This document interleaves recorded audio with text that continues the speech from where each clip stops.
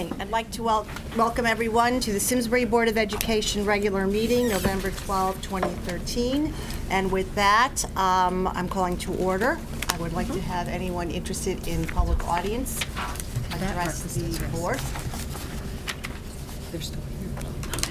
Seeing no one, we will move on to board and administrative communications, and we'll start with Mr. Sullivan. I'd like to take the opportunity tonight to introduce the board to new student representatives. The longtime members of the board will remember that it was 2007. There was a student at that time who was kind of like my sidekick named David Dobkin, and he was student council president, had an idea that like other boards of education, have student representatives. So we are now 6 years into what is now more than an experiment, and now with a process of each year naming 2 junior students who kind of learn the ropes for the year, attend your meetings, see what's going on before they take the hot seat that Jacob now occupies. But our process, we invite applicants near the beginning of junior year. The expectation is that they be students who have some kind of leadership experience in the school.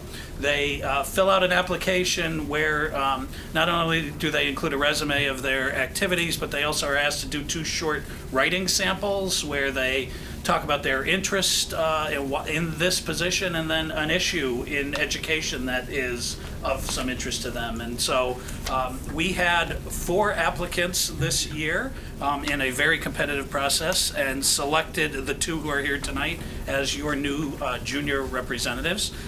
Immediately to my left here is Brian Johnson. Brian's been an active member in our orchestra program. He's had some leadership opportunity through a Greater Hartford Leadership program and has also been involved in mock trial and other things.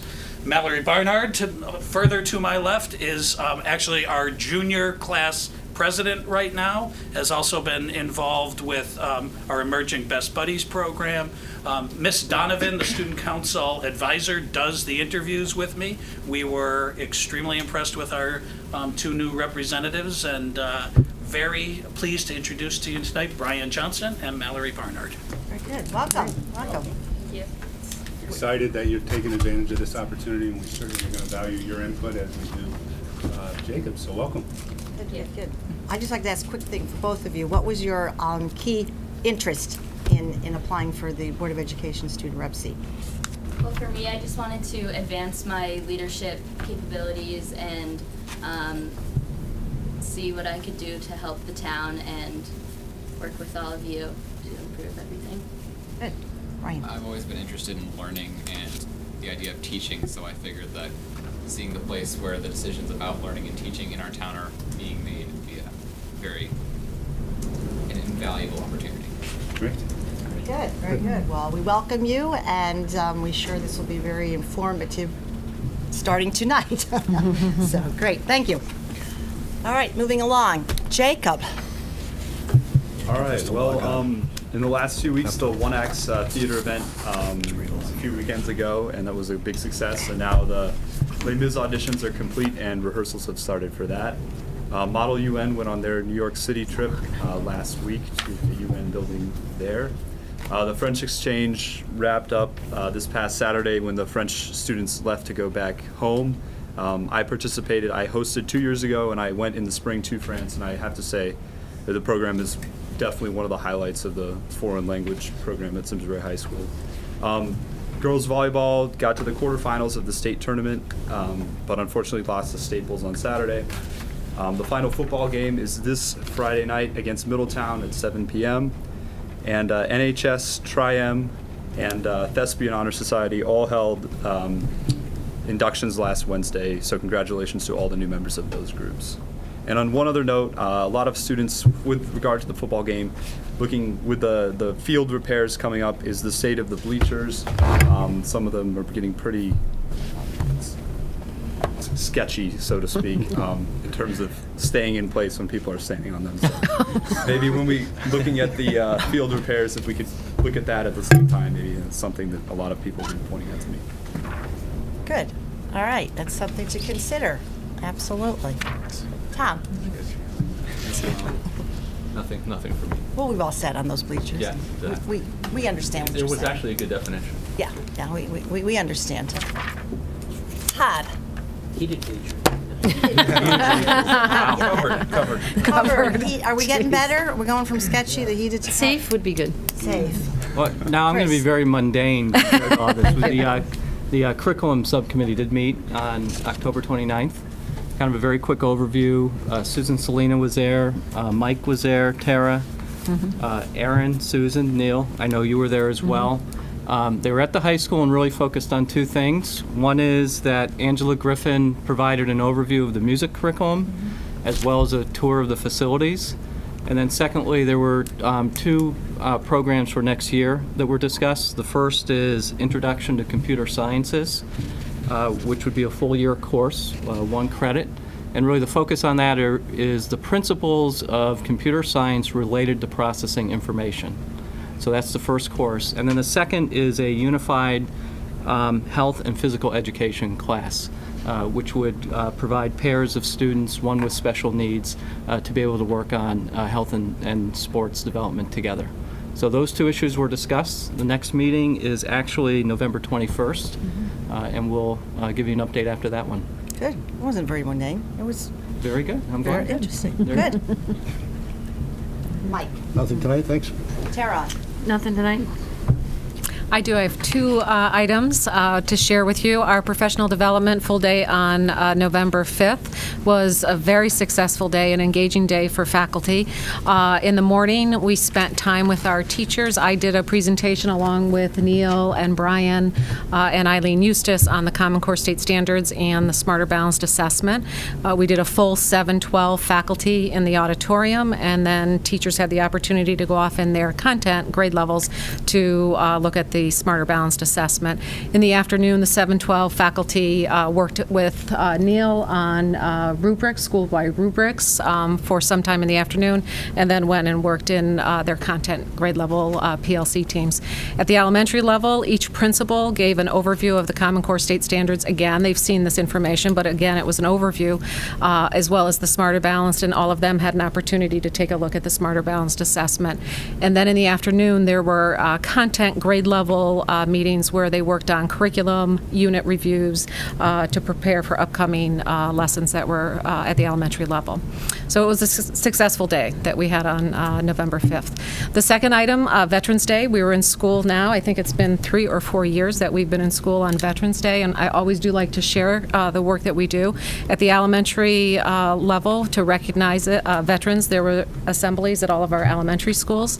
At the middle and the high school, extended PA announcements by both of the principals, along with announcements period by period, some by veterans, some by students singing the national anthem, and through our social studies program, 7-12, also remembering the purpose and the meaning of Veterans Day with our students. So very well thought out experiences for our students, kindergarten through 12th grade on Veterans Day.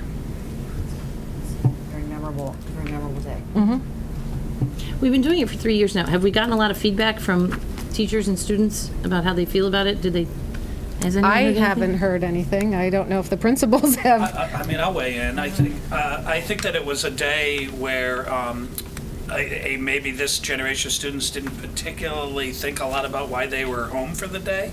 And frankly, I think it's very powerful in our school. I've gotten a lot of feedback that our announcements I do the one in period Beginning. 1. And then at the beginning of each period, it's actually a veteran who is on staff at the high school. And we have enough people like that who come on the PA at the start of every period, talk about their military service, talk about what it meant to them, but they're currently a social studies teacher or a tech ed teacher or a security guard. And it gets people to see that veterans are real people. And I've had a number of students this year who commented about it, and they seek out the veterans because we give them all a corsage, and they thank the veterans. It's really, to me, been a very good experience to make Veterans Day an educational experience and not like a day off. And I recall during the initial transition, we did have a lot of questions from community members. There were a lot of Right. questions. In terms of, is this the correct thing to do? And I think we, first couple of years got very positive feedback. Probably a little less feedback now because it's part of the culture, and I think they see the value in the programs that are going on. And we do have students from our schools that do the community-wide recognition of the Veterans Day as well. And so they leave school and they attend those kinds of opportunities and then return back to school. So it's, I think it's worked well over the last few years. There was a very big turnout downtown at the Right. Veterans Ceremony at the Eno, and many, many Boy Scouts. It was great to Right, see. right. Being the color guard, it was wonderful. Standing with the veterans, it was nice. It's good. It was a very, very worthwhile community event, also for our students and parents and community. Thanks for the feedback. Just to add on some of the happenings Oh, yes. during the PD on November 5th. that for you. Before the Common Core presentation with the faculty and staff for grades 7 and 12, we also did a combined professional development session regarding standard response protocol. So if you'll remember, that was one of the outcomes of our audit in order to really have clear, concise language across the district regarding our security procedures. So that those faculty and staff members received that professional development on November 5th. Squadron Line faculty received that professional development today, and there is an outline with dates attached for all of the certified and non-certified staff across the district. So that training will continue to occur over the next month or so and will conclude by January 1st of the next calendar year. So we're really excited about that. In addition, Emergency Response Crisis Management, ERCM, who is the consultant who did the audit, they will be coming back out to our district December 3rd, and they will be running lockdown drills, which were our former Code Red drills, just to familiarize everyone here at the board and to provide some context. But they will actually be running drills along with the faculty and staff and students at Simsbury High School, at Henry James, and at Squadron Line. And they were chosen, those three schools, because of the size and their complexity. And then we will be doing additional drills at the other elementary schools in the preceding weeks. Busy. It's good. And I'm glad to hear that you'll be doing the elementary also. Absolutely. Yeah. We're interested to see. Good. Burke. Two items. The audit, annual financial audit for the board and the town is underway this week. They expect to finish next week. You may recall they did a kickoff in the summer and they did some preliminary work, but now they're here in full swing, and we'll also be doing some of those activity fund reviews that you heard about at one of your last meetings to look at how we're handling those also. And secondly, I wanted to say that we had applied, you may recall, at the end of the summer for a school security grant, and there was a limited round of awards that had been announced a few months ago. And we had been contacted that this week it would be formally announced that there would be a further group from this first round of applications. And we received some information from Senator Woodcoast's office that indicates that we would have a reimbursement grant of $50,000 based on the lock project this summer, where the total project cost was $125,000. So that's some good news that we'll be receiving that reimbursement. We're waiting to, I thought the governor was going to make an announcement today. I didn't see that, but I did get some information from the senator's office. I didn't see it though. Expected to receive it directly from the governor's office, but Yeah. again, it's good news, and we'll look forward to getting that final work process so we can be reimbursed. That's all I have. Good. It's very good, second round, and that's a very good amount also. Mr. Superintendent. Yes, a couple quick things. First of all, I want to just say congratulations to board members that were reelected recently, and that's Lydia, Chris, Mike, and Tara. Certainly looking forward to our continued work together. Our communications subcommittee, which is a new committee, will meet this Thursday. And to kick things off, we're really going to take a look at some of our current practices in terms of both internal and external communications, and run through a little bit of process and brainstorm of feedback so we can start kind of an action plan of how we want to look at that and how we want to move forward. So we're looking forward to that. The budget process is well underway at the building levels, with principals working with their staff now to put together their building-based budget. We will be meeting central office with each of the principals at the buildings over the course of the next couple weeks as we put together our initial overview to come to you with in future months. So it's a process that starts early, and then we talk about it often, as we all know. So just want to let you know that that work is underway. I'll have a letter that will be going out to our parent community either this week or next week that basically outlines the budget process, talks a little bit about some contextual factors, and also seeks some input from parents, which is something new we're going to give a try early on in the process here this year. So, yeah. Good, very good. Well, we too, congratulations to my fellow colleagues, and it was a long election season, and we're here. Back to business, a lot of work to do. Also, I would like to just make note, Central School had their 100th anniversary birthday party last weekend, 2 weekends ago, and Tara, who was on the committee, and did enormous amount of work along with the committee. It was a very great, Chris also attended there. It was really a very great birthday party, and well worth it, and kudos to the committee, to everyone that was there, and here they raised very The good money. teachers did a lot of work, and all the kids did a lot of research and talking about the different decades that the school had been around, and that was, I think, very fun and educational for the kids to be able to talk about, 1913 to today is a long time and a big concept for some small children. That's right. It's a long time for a school to be in business, and there were days when school wasn't necessarily going to continue, so it's kind of rare to have a school be a school for that long. So it was a really fun day. Very, very, very And there were a lot of old students and old teachers, and a lot of history went through the doors And I think that day. the video that was put together was very well done and gives a great historical perspective from the beginning And to eventually, today. I think we'll put a link to that on our website, so you should look for it, because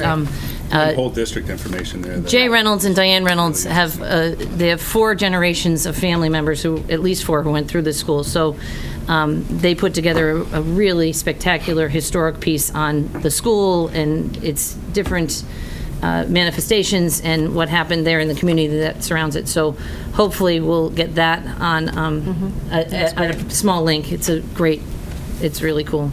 They did a great job. Good, thank you. Now, more importantly, for those of you that attended Central, do you know the song? I do not. Yes, I do. Oh, you do, all right. I will not share. And you can thank me for that. All right, then, you need to learn the song. It was developed after I went. Oh, okay. Well, Tara will be happy to. Right. Find a singer who would sing it for you. That's what I would be happy to do. So, and finally, this weekend is the annual Cape Caps Convention that I'll be attending, and we'll have about 400 of our fellow Board of Ed members attend, and superintendents and educational leaders and school board attorneys, and the governor will be coming as of late to speak at Friday's luncheon, and also the commissioner and State Board of Education. And the theme is keeping focus on student growth in a time of rapid change. So it will be a very well worth weekend, and we have delegate assembly on Thursday, where we will be developing the legislative agenda for state of Connecticut for Board of Education members and districts. So that will be important. And then we've got a great number of speakers speaking and some great workshops. So I will report on that after that, and that's it for me. So we will move on to recommended actions. Exhibit 1, approval of minutes of October 22nd meeting. Do I hear the motion? So move. Do I hear a second? Second. Abstain. Tara abstains. Any discussion? Seeing none, motion passes. Take vote. All in favor? Aye. Tom abstain abstains. All in favor? before I vote. Okay. Motion passes. We are now on Exhibit 2, the approval of collective bargaining unit agreement between Simsbury Board of Education and the Simsbury Education Association, SEA. I think that's my cue, is it? That is you. All right. As I think everyone knows, over the past several months, the Board of Ed Personnel Negotiations Subcommittee and the leadership of the Simsbury Education Association, who are all here with us tonight, have been working together to produce a new contract between the district and the association. And tonight I'm pleased to report that we've successfully concluded those discussions, and additionally that the SEA has ratified the terms of the new contract by a vote of their membership, which I believe was yesterday. Is that right? As you may recall, the next step in this process is for our board to approve the terms of the new contract, and then if we approve, the contract goes to the Board of Selectmen for their acceptance. I'll highlight a few of the important aspects of the new contract in a minute. However, I'd first like to say just a few words about the process. This is now the fourth round of negotiations with which I've been involved. And as you know, in working our way toward a new contract each time, we have to follow quite a structured process of proposals and counter proposals and negotiations, and eventually leading typically to a formal mediation process. It involves numerous meetings over a period of months, culminating in a long mediation session, which this time, like typically, extended into the wee hours of the next day. I think we started at 5 o'clock the day before and signed our memorandum of understanding about 4:15 the following morning. So long sessions. And as you can imagine, in this schedule, this arduous schedule, and being a formalized process, the subject matter at hand could easily result in some level of deterioration in the relationship between our district and the SEA. We spend a lot of hours together across the table and talk about a lot of things of great importance. But despite these factors, I'm very pleased to be able to report that a successful conclusion was reached without that occurring. We all shook hands and felt that we had all done a good job, and I think that's very true. And for that, I credit the professionalism and the hard work by everybody that was involved. It's quite a large team, and I'll run down the list here in a minute. But Burke is going to review the board exhibit in some detail in a minute, but I'll highlight a couple of the major aspects of this agreement, which is a 3-year agreement. Once again, that's typical. The agreement, of course, starts July 1st of next year and runs through June 30th of 2017. We typically talk about the GWI, the general wage increase, which is, the amount by which the general pay scale goes up. And just to highlight those numbers, in the first year of the contract, being 14-15, the GWI is 1.4. The second year, 15-16, it's 1.5, and this is the percent increase. And 2016-17, it's 1.6%. So very modest increases. Now, I should point out that the second component of compensation for both SEA and SASA is what we refer to as the step or incremental movement, and that's a separate table included in the contract, which the simple way to explain it is that it sets out the increases that faculty, in this case, can expect as they move up in seniority, and they move up to a point at which then they stop moving up and they're in the general wage. So roughly 2/3 of our faculty members are general wage only, and the other third is subject to increases in the step. So the step increase has a cost associated with it as well, and in the first year of the contract, that step or incremental cost in the current, and by the way, the table that sets out the step increases did not change from the table which was included in the previous contract. So these are the costs which are contained in the step increase in that table. And they are 1.96 in the first year, 1.72 in the second year, and 1.61 in the third year. So if you add those up, and Burke is going to talk in a minute about how this all plays out in terms of costs, but if you add that up, it comes out in the first year to 3.36 in the first year, 3.22 in the second, and 3.21 in the first.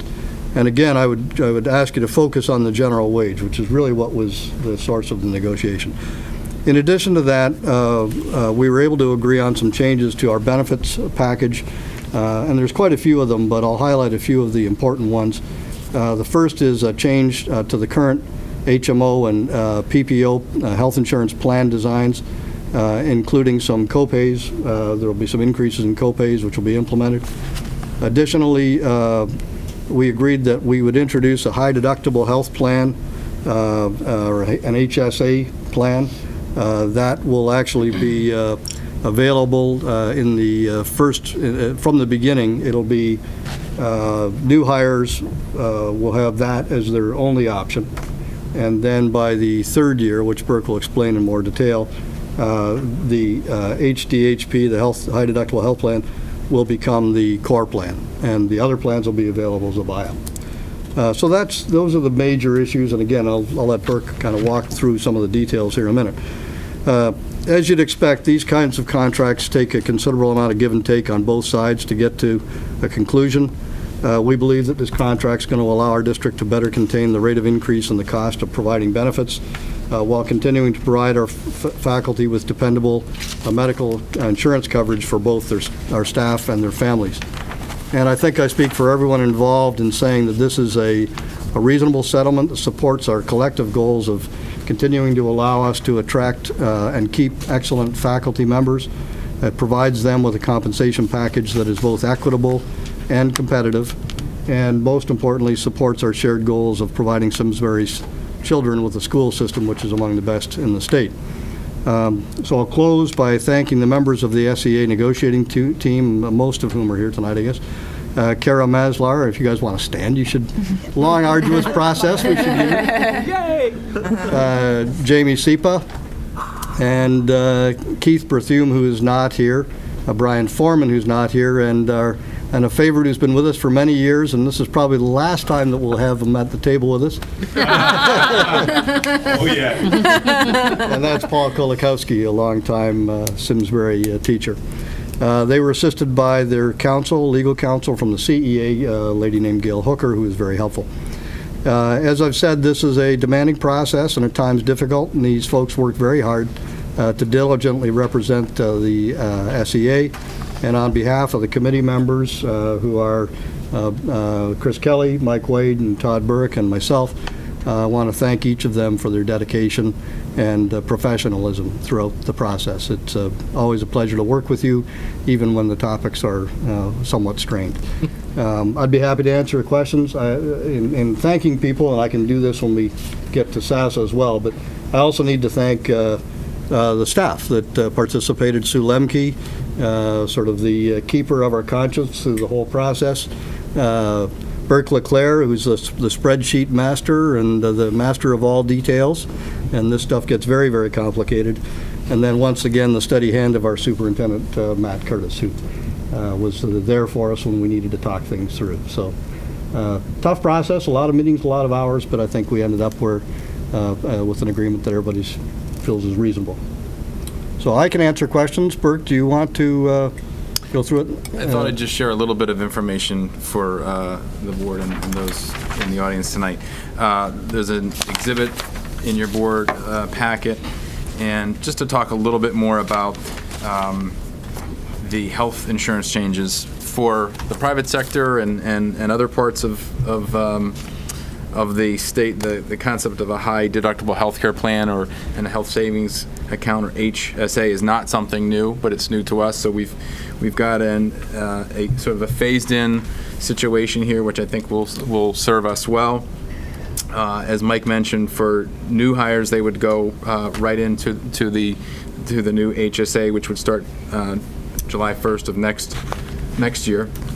And the board would be paying a portion of the deductible, and a health savings account means that the individual keeps that money, and if they don't use it, it's theirs in a bank account that is available for that next year, and it can help to ensure that they won't have to pay as much out of pocket.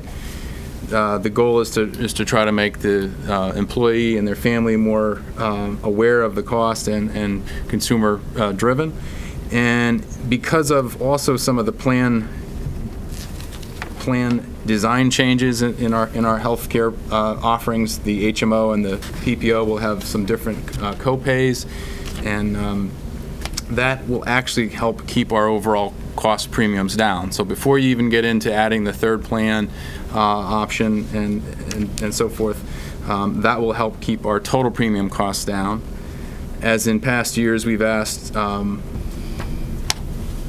the staff to pay a higher percentage of that premium share. So for the PPO plan, it'll go up to 17%, and in the second year, it'll go up to 18% of the total premium cost. For the HMO, it goes up to 15% and then 16%. Those who are in the high deductible healthcare plan. That'll have the lowest premium cost. It'll also require the least amount of money from our staff. But then in that third year, just to explain this concept of a buy-up, what that means in that third year, when we've had several years of exposure to this new plan, that the HMO and the PPO would still be an option, but the employee would have to pay for that difference between what the board pays towards this lowest cost plan, and that is the concept that I think was the biggest change for staff. So we're going to allow people to learn more about it. We'll be doing more educational programs for our staff to help explain this concept. But again, it's something that is very commonplace throughout the state, throughout the region, and it's something that I know our insurance advisory group for the town and the board has been interested in seeing us pursue this, and it's something that we're finally able to do. Also, just wanted to mention that the cost for the dental coverage, there's a little bit more of a premium cost shift. It's 15% for our staff now under this new contract. Also for teacher compensation for work that's done outside of when school is not in session, that per diem rate has gone up in each of the 3 years to $36, $37, and $38 per hour, respectively. That's typical when teachers are helping to write curriculum over the summer and doing that work when school is not in session.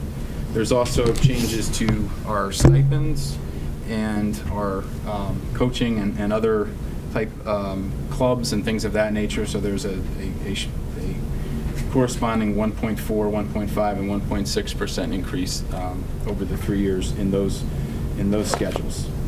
So those are some of the highlights in terms of the financials. For some of the language changes, we were also able to agree on some language for changing medical insurance carrier and a process for doing that. Updated some language regarding interim teachers as well as teachers prep time, and those are some of the highlights. If you've got further questions or any other details, I'd be more than happy to try to answer them. Total, actually, Mike, you also asked me to give the total cost. So for our teachers, obviously the largest part of our budget is the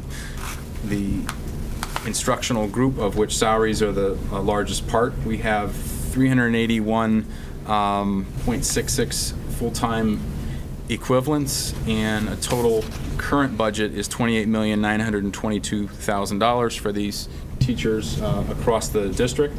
So with a 1.4% general wage increase along with the step process, the total increase over this year would be $978,996.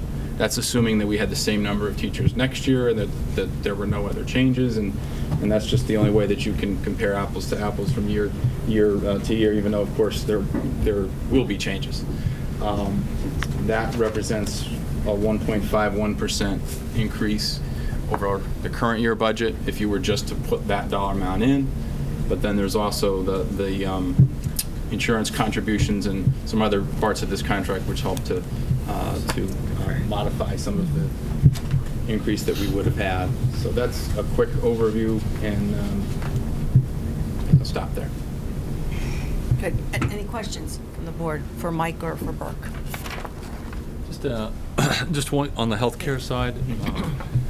3 years seems like a long time out given the state of healthcare transformation that's going on right now in our country. But what happens if some of these options are no longer available, or does our contract allow us to provide alternatives? And I mean that just generally speaking, like because literally the landscape is changing today, right? Because we're self-insured, I'm not so sure that the availability of our products for the PPO and the HMO is of great concern. Obviously, we're very mindful of the Affordable Care Act changes on what's coming down the road, but because of some of the plan design changes and our basic cost structures, there is change happening in the first year for all staff who are either in the HMO or the PPO, significant changes to co-pays and co-insurance. So that's worth noting. Somewhat out of our control. You know, we talked about it and talked to our attorney about it as well, and, you know, we really are kind of negotiating with not knowing what that landscape's going to look like, so, you know, I think we're going to have to... I think that's the best answer we have. I just wanted to ask questions. Yeah, that's a great question. And we, to be honest. I think the real question will be 3 years from now. Right. More than it will be this one, I think. 3 years from now, you might look at those three and go, some of those are gone, just because they've been evaporated by the marketplace. As you look forward after that. Good question. Any other questions? a motion? I'll take a motion. Move that the Board of Education ratify the proposed changes in the collective bargaining agreement between the Simsbury Board of Education and the Simsbury Education Association for the period July 1, 2014 through June 30th, 2017. Second. Any other further discussion? Seeing none, all in favor? Aye. Any opposed? Any abstentions? Motion passes.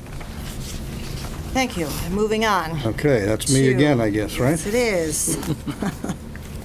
So I'll try not to repeat myself too much, but I would like to say that I should echo a lot of the comments that I made in with respect to the SEA process. It's the same process. I'm pleased to pleased to report that we successfully concluded the negotiations with the SASA group, and that also the SASA group has ratified the terms of the contract by a vote of their membership.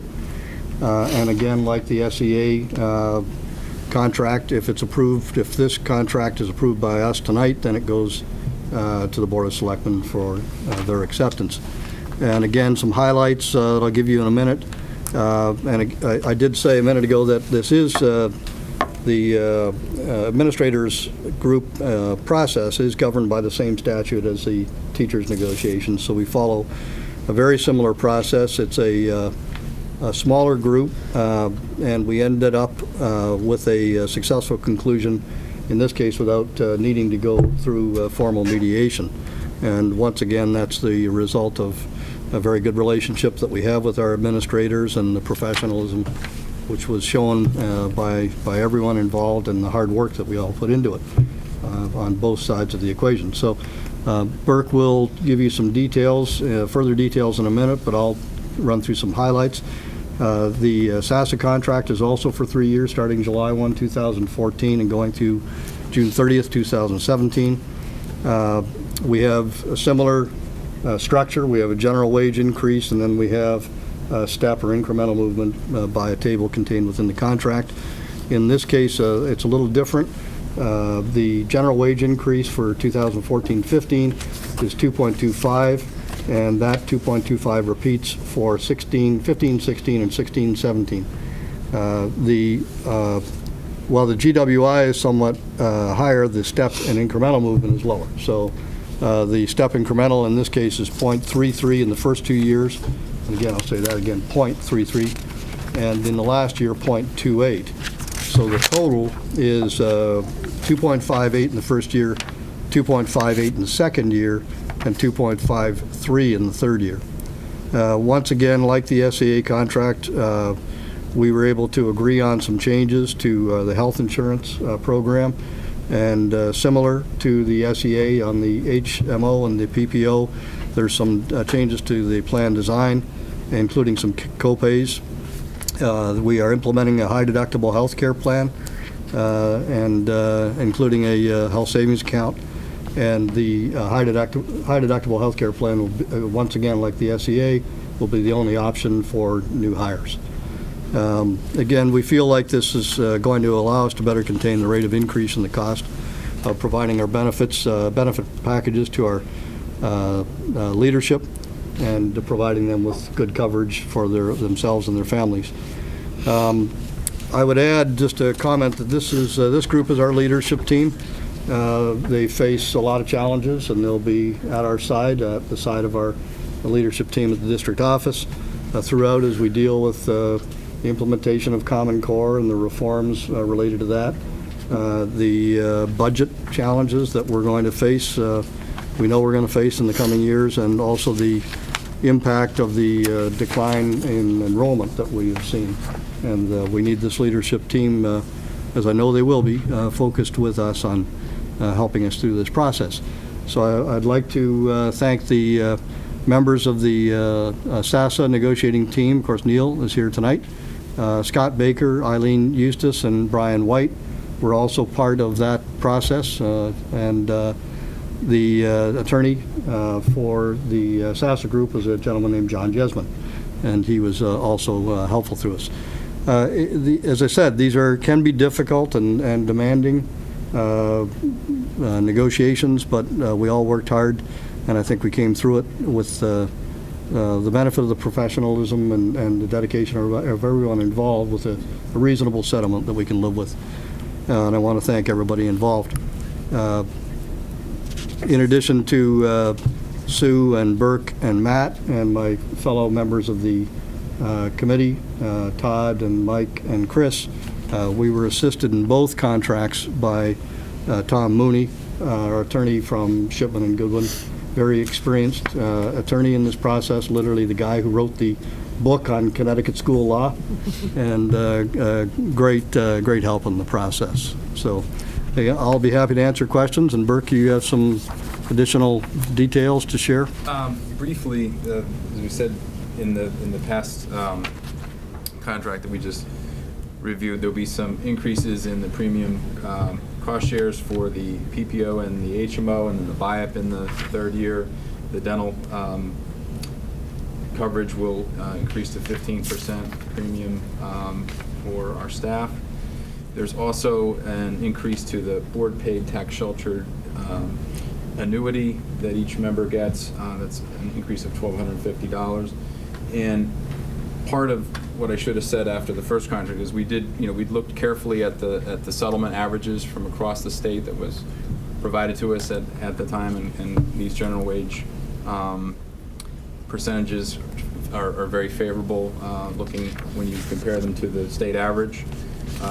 And likewise on the TSA, we tried to look at what some of our neighboring districts were receiving there to try to keep pace.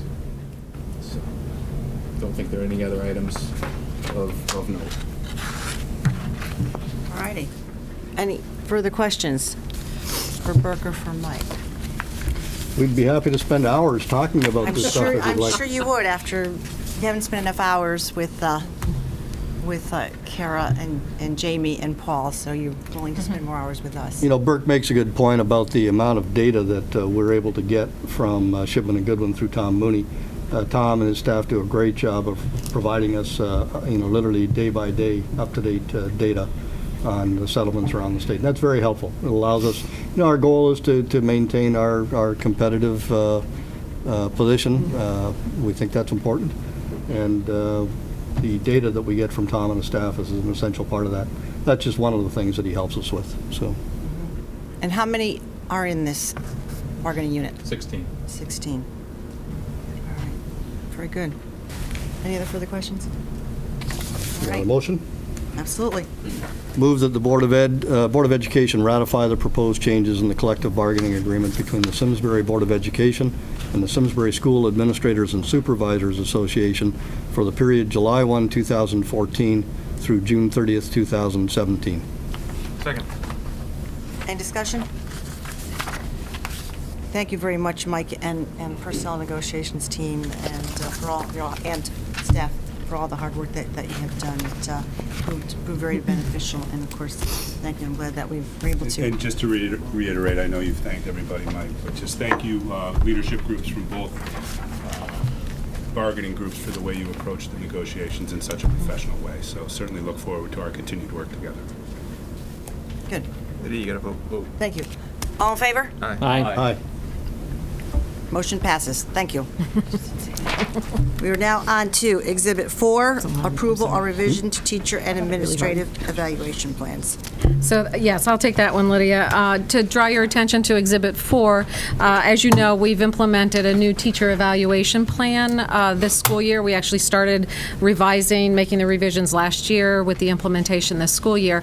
Within the teacher evaluation plan, there's the expectation for a category called student learning outcomes, and within that student learning outcomes, there's expectation that standardized assessments would be used in order to calculate student growth and teacher impact on that. Well, given the fact that the CMT and the CAPT are now not going to be used, we needed to make some revisions to the teacher evaluation plan and need your understanding and approval of that tonight. So the state in October asked us for two areas that we would focus on. The first one for student assessment options. Simsbury were identified and choosing to go with the Smarter Balanced field test in the spring of 2014 and to not engage in the CMT for reading, writing, mathematics, or the CAPT reading, writing, mathematics. And so that's one area. So in order to go down that route, we will then utilize district assessments in our teacher evaluation plan. And so therefore, what we need to do is what we did is created a memorandum of agreement with both SASA and with our teacher union to say that we would be utilizing district assessments during this school year, 13-14, and for teacher evaluation purposes. And both unions worked very cooperatively with us and agreed that for this year we would go in that direction. For the following year, we would then revert back to our current plan where standardized assessments would be used in the teacher evaluation plan. So I would ask the board to consider to move that request forward so that we could then present it to the State Board of Education that you're in approval for us this year using district assessments in the teacher evaluation plan and then reverting back to the plan that we wrote and shared that you approved last March. And we would do that for the 14-15 school year. Very good. Do I hear I a would motion? imagine a lot of, I would make a motion to accept that. What do we want to say? Oh, move that the Board of Education approves the Simsbury Public Schools will not incorporate the state standardized student assessment data for educator evaluation and support purposes for the 2013-2014 school year, and will resume with the implementation of the original educator evaluation and professional growth plan as approved on March 26, 2013 for the 2014-2015 school year. Do you hear a second? Second. Any discussion? Terry, you have a question? Well, I'm just assuming a lot of schools are going to have to do this. There were, and yes. It seems The answer like is yes. Anybody that took the option. Took the option to not. So this is kind of a formality back to the state that by legislative order, they need formal approval of the boards of the eval plan. Both for the administrators and for the teachers. That makes sense. Right. Is there a date when you find out on this? How about that? We have to hand it in. We first. have to have it in by the 15th of this month. 15th of the month, okay. Correct. So, Vote. All right. Any other questions? All in favor? Aye. Any abstentions? Anyone opposed? Motion passes. One more thing. All righty. We are now on to Exhibit 5, cancellation of the November 26th meeting. And as an... I didn't get there yet. Due to the, and this is in past practice, as we have done over the previous years, due to Thanksgiving holiday later in the week, I'm recommending cancellation of the November 26, 2013 Board of Education meeting. So moved. Second? Second. Any discussion, Mike? I'm good. All righty. All in He's going to favor? be baking pies. Aye. Any abstentions? Anyone opposed? Motion passes. Thank you. All right. We are now on to Information Reports, Exhibit 6, the Henry James Memorial School Report. And with that, We are going to invite Mr. Brian White up to the front table. And Brian, much like Neil did at a previous meeting, along with Aaron, will present the middle school report. And we have some background information on how we're moving the work with the Common Core through the middle school. And then Brian will update us on his goals and progress so far. So it's good to have you. Okay, well, thanks for having me. all right. Hi, Brian. All right. What we've done tonight is put together an overview for you to get a sense of the work that's happening at our middle school, and we've put actually 4 parts together. I will give you more information around the Common Core state standards. Brian will then talk about the indicators of success that they use at the middle school to mark their progress. Brian will also have the opportunity to discuss with you some of the highlights of the accomplishments that they have had over the past year and the kinds of things that he's looking forward to working with his faculty and staff on as throughout this school year. And we actually wanted to also share with you some information around the extracurricular opportunities at Henry James, which I firmly believe are a very important part of our middle school's experience. So we'll get started with the Common Core. And what I'd like to share with you tonight, as I did with the last presentation at the high school, I actually gave you some examples of the differences between the CAPT and the Smarter Balance. But what I'd like to do tonight is really draw your attention to more of the curriculum-related aspect of the Common Core state standards. And one of the areas that we've paid close attention to in our 712 program is to really center our work around the anchor standards. And what you see in front of you are the anchor standards that really guide the Common Core state standards. There are reading standards, writing standards, speaking and listening, and language standards. And these standards have played a very important role in the work that we've been doing with our English Language Arts Department, Social Studies, and Science departments. And we started this and worked very deeply with our teachers last spring, along with a consultant from Teachers College, Kate Roberts, who worked with us. And Brian's going to talk a little bit more about it, but I'm going to give you an overview of the work that we accomplished last spring.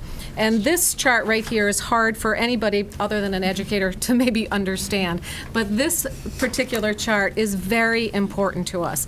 We actually, this was very organically grown in the sense that, and developed, that we on the whiteboard just began to sketch out what the content areas in English, language arts, science, social studies, and then started with September and worked through June. So we really took those anchor standards and the units that we currently have in place that we've been using and developing over time and asking ourselves, it was sort of like an auction, where are we going to be doing reading anchor standard number 1 or writing anchor standard number 2? And it was one of the first times that we actually put different content people in a classroom together in which to have these discussions and to actually see what what different content areas are teaching at the same time, but actually trying to say, where are you launching this, or where would you reinforce this in reading and writing and or in language as we looked at it. And we actually color-coded this, and I hope you can see the colored coding on this, because as you look at the reading standards, for the reading standards that are being launched, those are in green, and the ones that are being reinforced are in black.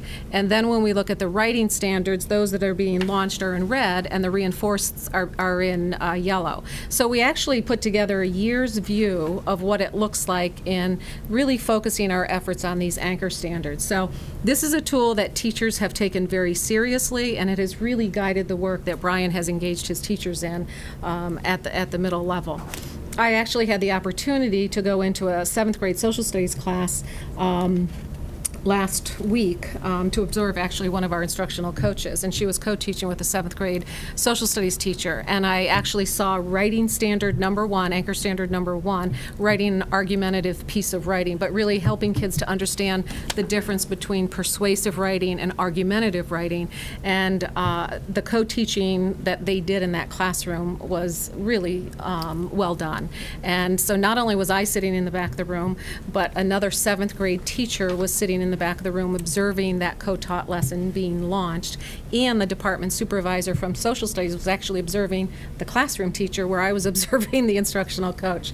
So what we're trying to do is really build the capacity of teachers, but you could see that we were in November, and so people are holding true to this Aaron, work. I even remember last year when you initiated this work, you did the similar exercise at the high school. It also validated, right, what we already do well that aligns with the standards. So for the teachers that are in a significant state of change, it was almost okay. And I'm glad you brought that This up. far along the continuum already before we even talk about Right. adjustments. And I know from a framework That's in right. working with the staff, that was a big piece of this too, and I think something we need to continue to reiterate. And I think that's a really important point. I'm glad you brought that up, because what we wanted to do is because we have a very rigorous, engaging curriculum that we've been developing over time. So what we wanted to do is to take those Common Core standards and say, what is it that we currently do? Where can we fit this in? And where can we either deepen that learning, or where can we extend it?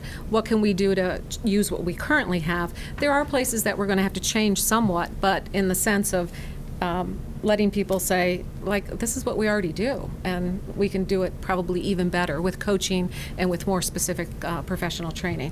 So as I said, it doesn't look like much to you, but boy, does it really drive the work that we're doing in district. And there's a complement one for 9-12 for the high school like this as well. So as we look at the Common Core standards in mathematics as well, and this was some information that we also shared with teachers back last week, but the mathematical standards really are around mathematical content and the practices.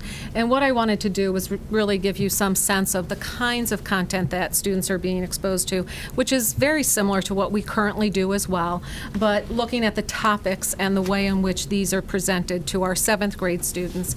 And really, it's this level of understanding. There's expectations that students obviously are coming to 7th grade with some significant understanding around number systems, and 7th grade takes them a bit further so that then they're prepared for 8th grade. And you can see as you go into 8th grade, the Common Core standards, there's still the number system. I don't know why that is moving like that. I guess it's supposed to.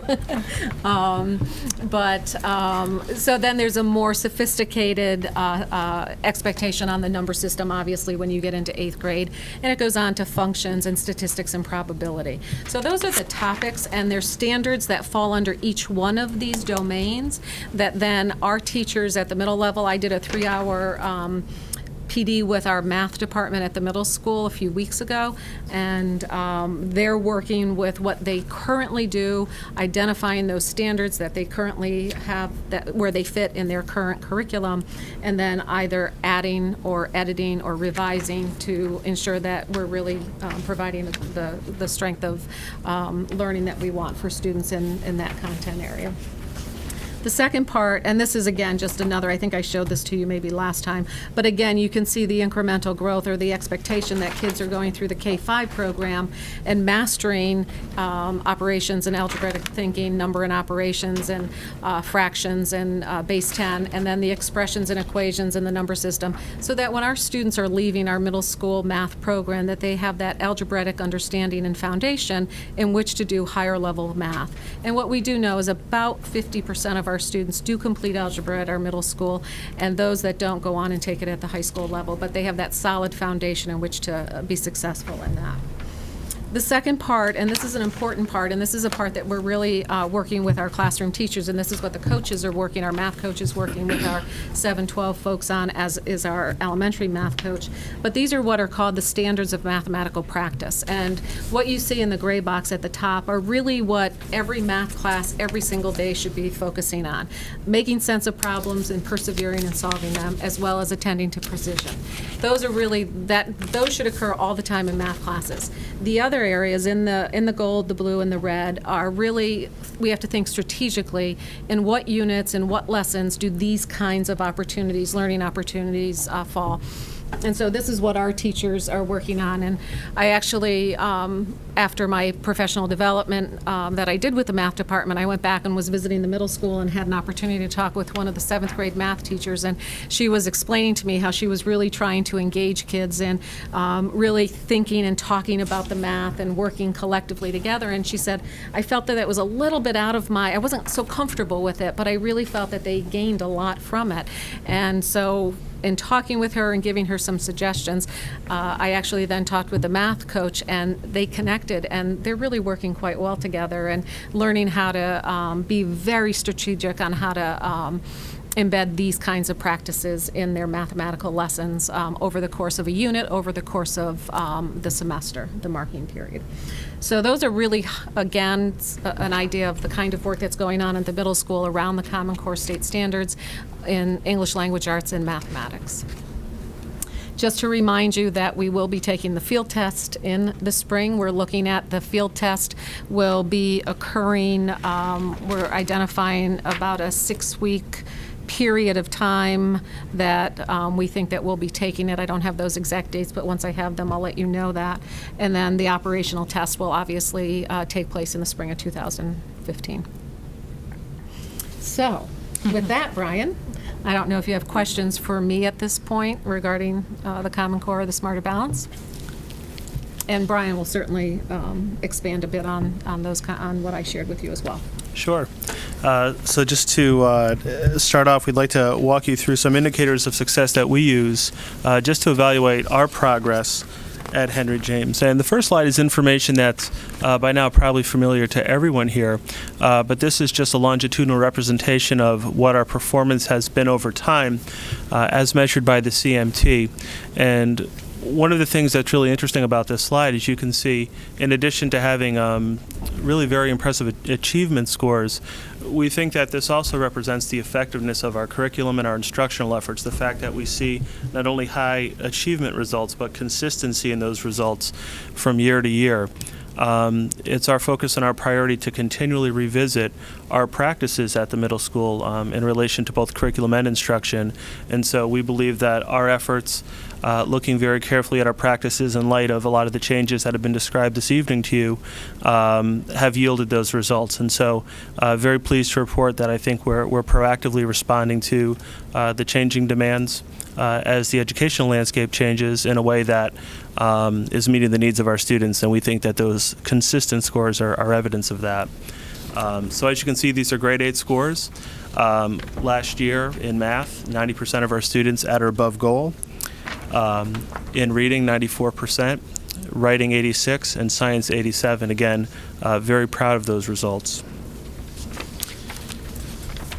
And so this next slide is just a DIR comparison. And for our purposes, it's always interesting for us to just evaluate how we're doing in relation to comparable districts. Again, we feel we perform very favorably. You can see here in grade 7 how our scores relate to comparable towns in math, reading, and writing.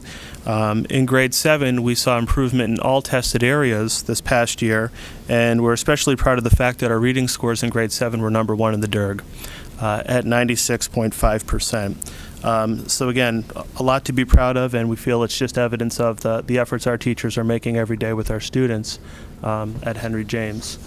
The next slide, very similar, DIRG comparison, in this case grade 8.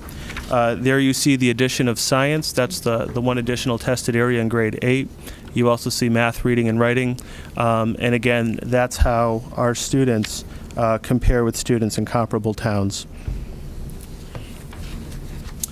Again, this is probably a familiar graphic for many of you, but it is one worth looking at. It's very interesting to see how we're trending over time in areas that are tested in comparison to our other DIRG communities. We look very carefully at this information. It very much guides our practice. We spend a lot of time not just evaluating the broader trends, but really looking very carefully at subgroup performance, individual student performance, and making decisions about the best approaches to take. The one area that is a focus for us this year is interdisciplinary writing. Not that it hasn't been focused on in the past, but we do recognize that it is an area in comparison to the other tested areas that we believe our students could be doing better. And so this is the start of a multi-year effort in which we'll be looking at how writing occurs across disciplines, not just in English or language arts classes. And I'll talk more about that shortly. So now we get into the annual report section of the presentation, and this is just a little bit more detailed information about some of the particulars of the themes we've been talking about. We start with a review of our mission statement. Very simply at Henry James, we often refer to it as connections, challenge, and character. We believe that it adequately reflects our philosophy as a middle school in our efforts to prepare students for success not only at the high school level, but also in college and beyond.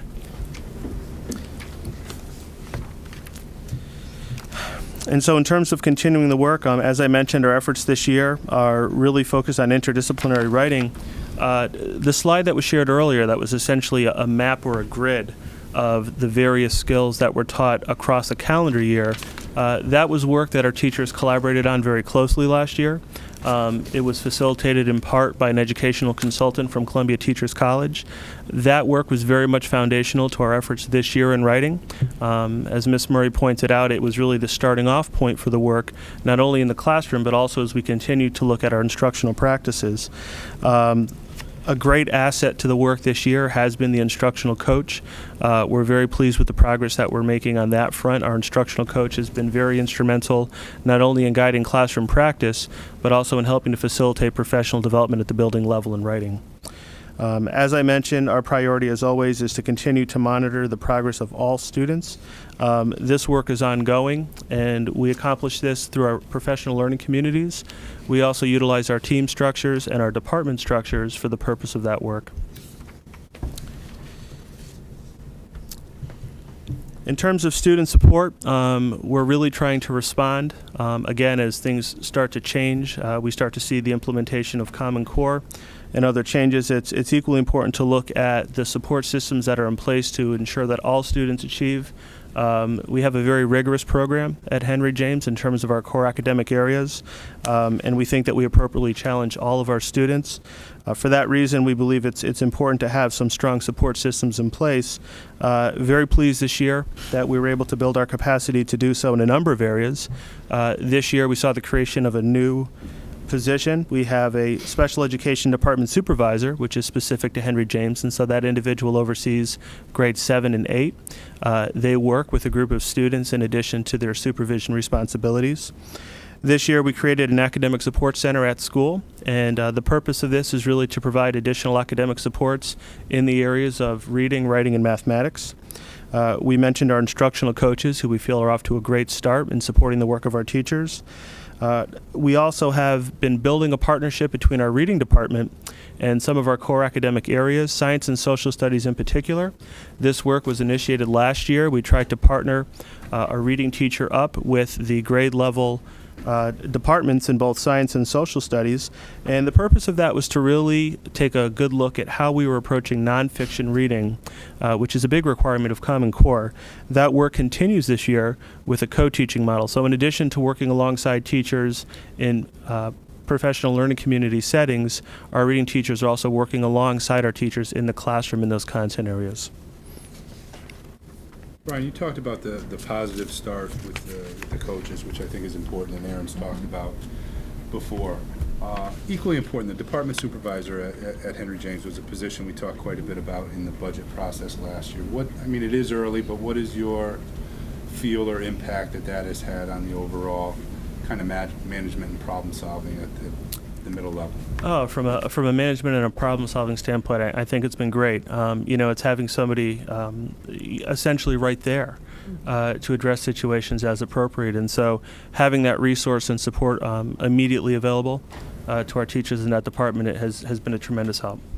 One of the things I've gotten quite a bit of feedback on is transitions from level. Students with special needs transitioning from the elementary school to the middle school level, and I think this is a piece too in the long run that will help us in that process. So that's good to hear. Yeah, very very pleased with that change this year. I definitely think it's been a real positive for us. This next slide, just to walk you through, really shows you over a period of time where we've been in our curricular work, going back to 2009 and 10. Our school, like other schools in the district, engaged in work around identifying what we call essential learning outcomes. What those are the identified main concepts or ideas that we feel are essential, literally, to a course of study. And so in each of our core academic area classes, we have these identified essential learning outcomes, which really do define for us what we expect our students to know or be able to do at the conclusion of that course. With those outcomes identified in the following school year, our teachers work to develop end-of-course assessments. These assessments provide us with detailed information about student understanding of those concepts, and the data and information gleaned from those assessments really serve to inform our teachers of where their efforts need to be. Last year, we developed a series of what we call benchmark assessments. These assessments are administered throughout the course of the school year, And in many ways, they're a complement to the end-of-course assessment. These provide teachers with real-time information about the progress their students are making in relation to course ELOs. And again, just allow teachers to gain a better insight into the needs of their students and how they need to respond to those needs instructionally. Lastly, we've emphasized the work of our professional learning communities. This is a structure at the middle school that is very beneficial to this work. It's what allows for collaboration among our teachers around these goals and this work. And really, it's the setting in which we look very carefully at data. The slide speaks about the data cycle and improvement. As these benchmarks are administered throughout the year, teachers have the opportunity to look very carefully at that information and, more importantly, identify the course for moving forward. So we talk about effective teaching strategies and the most effective approaches to the curriculum.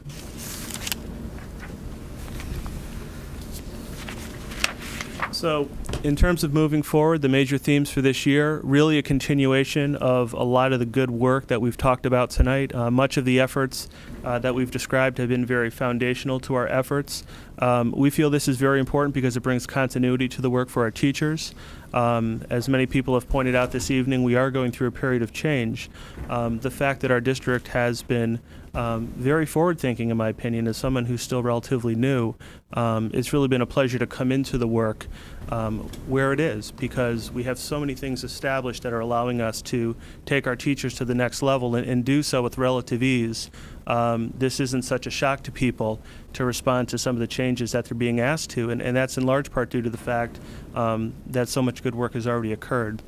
And so we're going to continue to build on that in the 2013-14 school year. This year, we're looking at our school culture.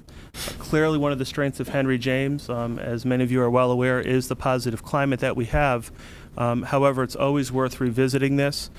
This is something that we feel is very important. We want to ensure that all students have a positive experience there, and really the promotion of a safe school climate is essential to that.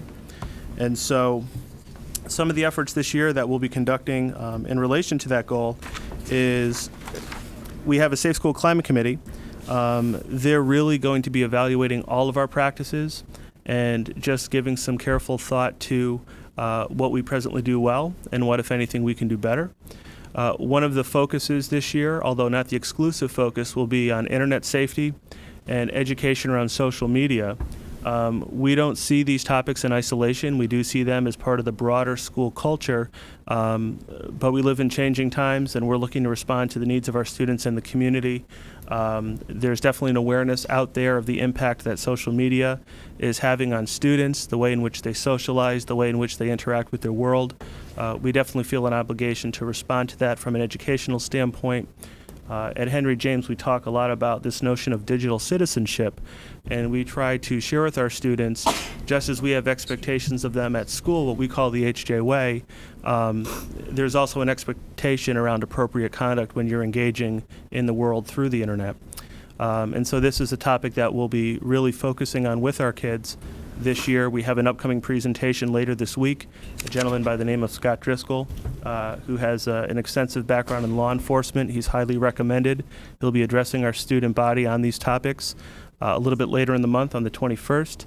We're also very pleased to offer a program for our parents. We've invited Ms. Joanne Freiberg, who's a consultant with the State Department of Education. She has expertise in school climate and social media as well, and she'll be coming in to provide information for our parents about those topics also.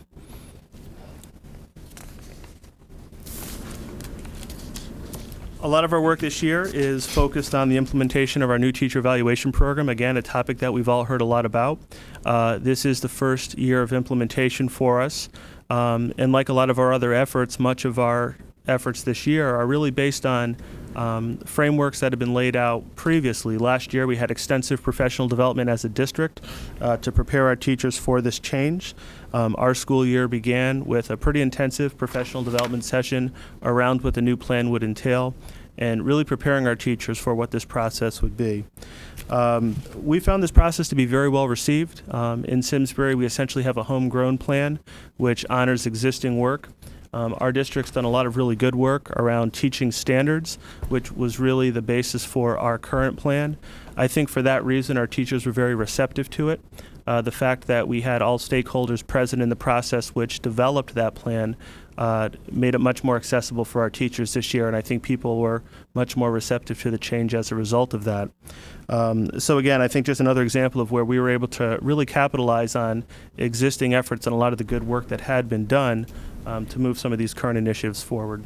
Brian, I just wanted to add one piece there, and if anybody has questions, because the eval has been such a big part of the work, but I think you are exactly right that it's been well received. When I talk to principals and teachers, I think the conversations, which are at the core of this from feedback, have been really important for people. My worry, and I want to be upfront and honest and open about it, is the tenability of it long term because of the sheer numbers of observations and of conversations and conferences we're asking our administrators to do. So it's something I continually ask to get a pulse on, and something that I just want to bring back to the board. The scope of the administrative work has changed dramatically with the implementation of this. Doesn't mean that it's negative, it just means that it's changed dramatically and taken a tremendous amount of time. When we looked alone at one of the high school models, and I think I shared this last time, and just took the time frame allotted for the conferences, it was 3 months of work in and of itself.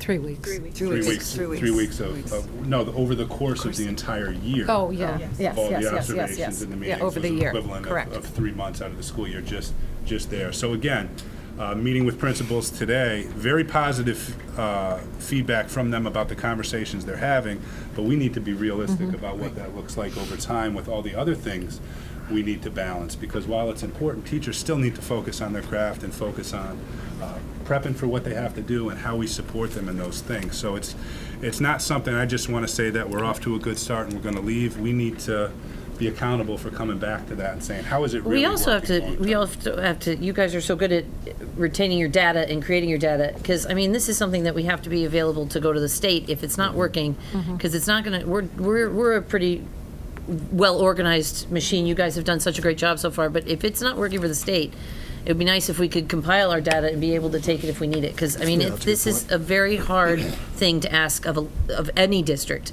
Correct. And I think we'll see how it works out. I mean, it's going to take some time to. Right. This And- is not going to be right. able to. They can't do it just like this for every district. And we be hard. anticipate, I think even last year, we shared with you what it might look like, but it wasn't actually until you got into those 45-minute session conversations, and if you had 35 of them or 40 of them, it wasn't until you were a week into them saying, this is extremely time-consuming, but the benefit of having those conversations was outstanding, but at the same time, how do you manage It's the that feasibility of and doing that? the finances of it. I mean, it's expensive. Right. And we're in a time when Mike talked about it before, and Sue will present tonight, of a significant decline in enrollment.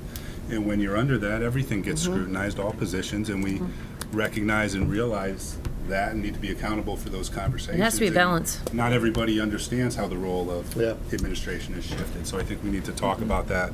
I like Tara's idea about the tracking the data, because it's, this is another example of where sort of a one-size-fits-all program really doesn't make sense. I can see where a program like this might be an essential part of a school district that's having real issues. But in a higher performing school district where our results are pretty solid, it seems like an enormous amount of input for what at the end of the day? I don't think that we're going to, I don't think it's a bad idea. I just, are we going to get a significant incremental improvement which is going to justify 3 months of work? I don't buy it, quite frankly. So I think tracking the data is a great idea, and at some point I would hope that we can sort One of more say, thing for "Look, you to do, folks, just saying. Well, I think the other piece around the teacher evaluation, which allowed it to really be a seamless entry for teachers, is our homegrown platform, the electronic platform that Ed Lyman created for us. It has been almost with no issues that it has run very well. And I actually had a district leadership team yesterday, and I asked how many people in the room, 35 people in the room or 40 people in the room, all administrators and department supervisors to give me feedback. Give me feedback on the electronic platform, how it worked for the professional growth plan, how it's working. We're deep into observations now, how it's working. And there was very limited, I mean, it's working well, which I give a lot of credit to Ed Lyman, because I know other products out there with other districts aren't working as well as ours is right now. So again, we took what we knew, we grew it, we formed it around what we knew we needed, and we rolled it out to our teachers, who then could access it in a way. We have glitches, there's minor glitches along the way, but nothing that's setting us back. And we didn't want that to get in the way of the conversations, the observations, or the work that we're doing, because that would have been extremely time consuming if we couldn't access what we needed to. Thank you, sorry to interrupt you. All right. Bring to light. And so there's just a few slides left, and I'll conclude. So we'll just talk a little bit about our efforts around Common Core. Again, I think Mrs. Murray did a really nice job of outlining what those efforts look like at Henry James as well as district-wide. Ongoing curricular alignment efforts. This has been activity that our teachers have been involved with now for a series of school years. I mean, we're at a point now we're probably close to 3 or 4 years into this work. We're approaching that number. We're looking very carefully at, again, what we teach and how we teach it. Again, with the focus on what this practice looks like in Simsbury and how do we best meet the needs of our students here. We have ongoing professional development. This was something that not only we're working alongside our district level colleagues to provide our teachers with, but one of the things we're very pleased to offer this year at Henry James is a newly established committee of teachers where we're really tapping into our in-house expertise in the areas of writing and reading. Basically, this committee is focused on literacy and writing as it relates to Common Core. They've been very hands-on, not only in working with my supervisor group, but also in leading some of our professional development at the building level. We think that's going to be an excellent resource that we're developing, and it's really going to help us to move the work forward. Earlier, I spoke about our partnership with Columbia Teachers College. We're very excited to continue that partnership this year. We've had a long-standing relationship with a consultant from that institution who comes out and works alongside our supervisors and teachers. So we're very excited to continue that work this year. In fact, that grid that has been referenced in the presentation was developed in part with that consultant. And we also spoke about instructional coaches. Brian, one of the other pieces that I do want to make a point of, although we started with that grid with our English language arts, social studies, and science, we are going to continue to try to do that work this fall with the technical areas, art, music, because those anchor standards are across all content areas, not just English language arts, science, and social studies. So to be able to have them say, what are the units that we're teaching and where do some of these opportunities lend themselves in whether it's in music class, art class, PE, health, all the different areas as well. Sure, and I think particularly at the middle level, nothing's truly taught in a vacuum. I mean, we really, through our interdisciplinary teams, have opportunities to talk about what these skills look like across content areas. Oftentimes, we look to make connections between and among content areas as appropriate, just to demonstrate for our students the connectedness of things. And so we do look for those interdisciplinary opportunities as they present themselves. Just to talk a little bit more about our professional learning communities, excuse me. This is supposed to say professional learning community. The last slide did the same thing on the small. Did it? It really is an integral part of our professional culture at Henry James. I think that the slide just, accurately states they really are the vehicle for advancing our curricular efforts as well as our instructional practice. And so very important to the work, and we're very pleased to have that as part of our professional culture. Just to switch gears a little bit, one of the things we're very proud about at Henry James, and I think a very big part of who we are as a middle school and a high-performing middle school, is the multitude of extracurricular offerings. Such an important part of the middle-level experience is providing students with a variety of experiences, the opportunity to discover interests and talents and pursue things that perhaps might even be a little out of their comfort level. We think it's a big part of providing students with a well-rounded education as well as preparing them for high school. We have a very high level of participation in these activities at Henry James. As you can see, 76% of our students participate in at least one. different activity that's extracurricular in nature. We really do try to emphasize opportunities for all students. One of the great things about our extracurricular program is the fact that students are really encouraged and empowered to pursue their interests. And so if we don't have an offering that appeals to them, we have a process by which students can find an advisor and essentially start a club or activity of their own. And so we really take great measures to ensure that all students have a way of connecting with the school outside of the classroom, which is something that we feel is not only an important part of the middle level experience, but we think it's what makes the climate and culture at Henry James so great, that kids do have lots of opportunities to connect with our school. So as we mentioned, just a high level of participation is really an excellent indicator of our climate. And again, just very pleased with the number of different offerings that we have. Of particular interest, we have a longstanding student council, which is very involved in a number of community service-related activities and programs, very active not only within our school community, but in the greater community as well. We have a leadership academy of students, which is facilitated through our guidance services, which is an activity with a very high level of participation. Again, just promoting good citizenship and good character at the school.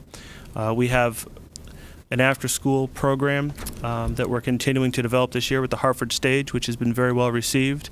And we also have, in addition to activities in our music program like chorus, orchestra, and band, a very strong drama program. And so those are just some highlights, but again, really a multitude of offerings. And just in conclusion, summary of accomplishments, again, very proud of our professional culture. We're very fortunate to have such a strong faculty at Henry James. They've been not only receptive to a lot of the changes we've talked about, but I really feel as though they've embraced them. They work very well together in support of each other and their students to move this work forward. It's definitely our strength. We talked a lot about professional learning communities this evening, as well as our focus on data to improve instruction for all students. We will continue to look at the changing needs in relation to things like the Common Core to ensure that our practices are appropriate.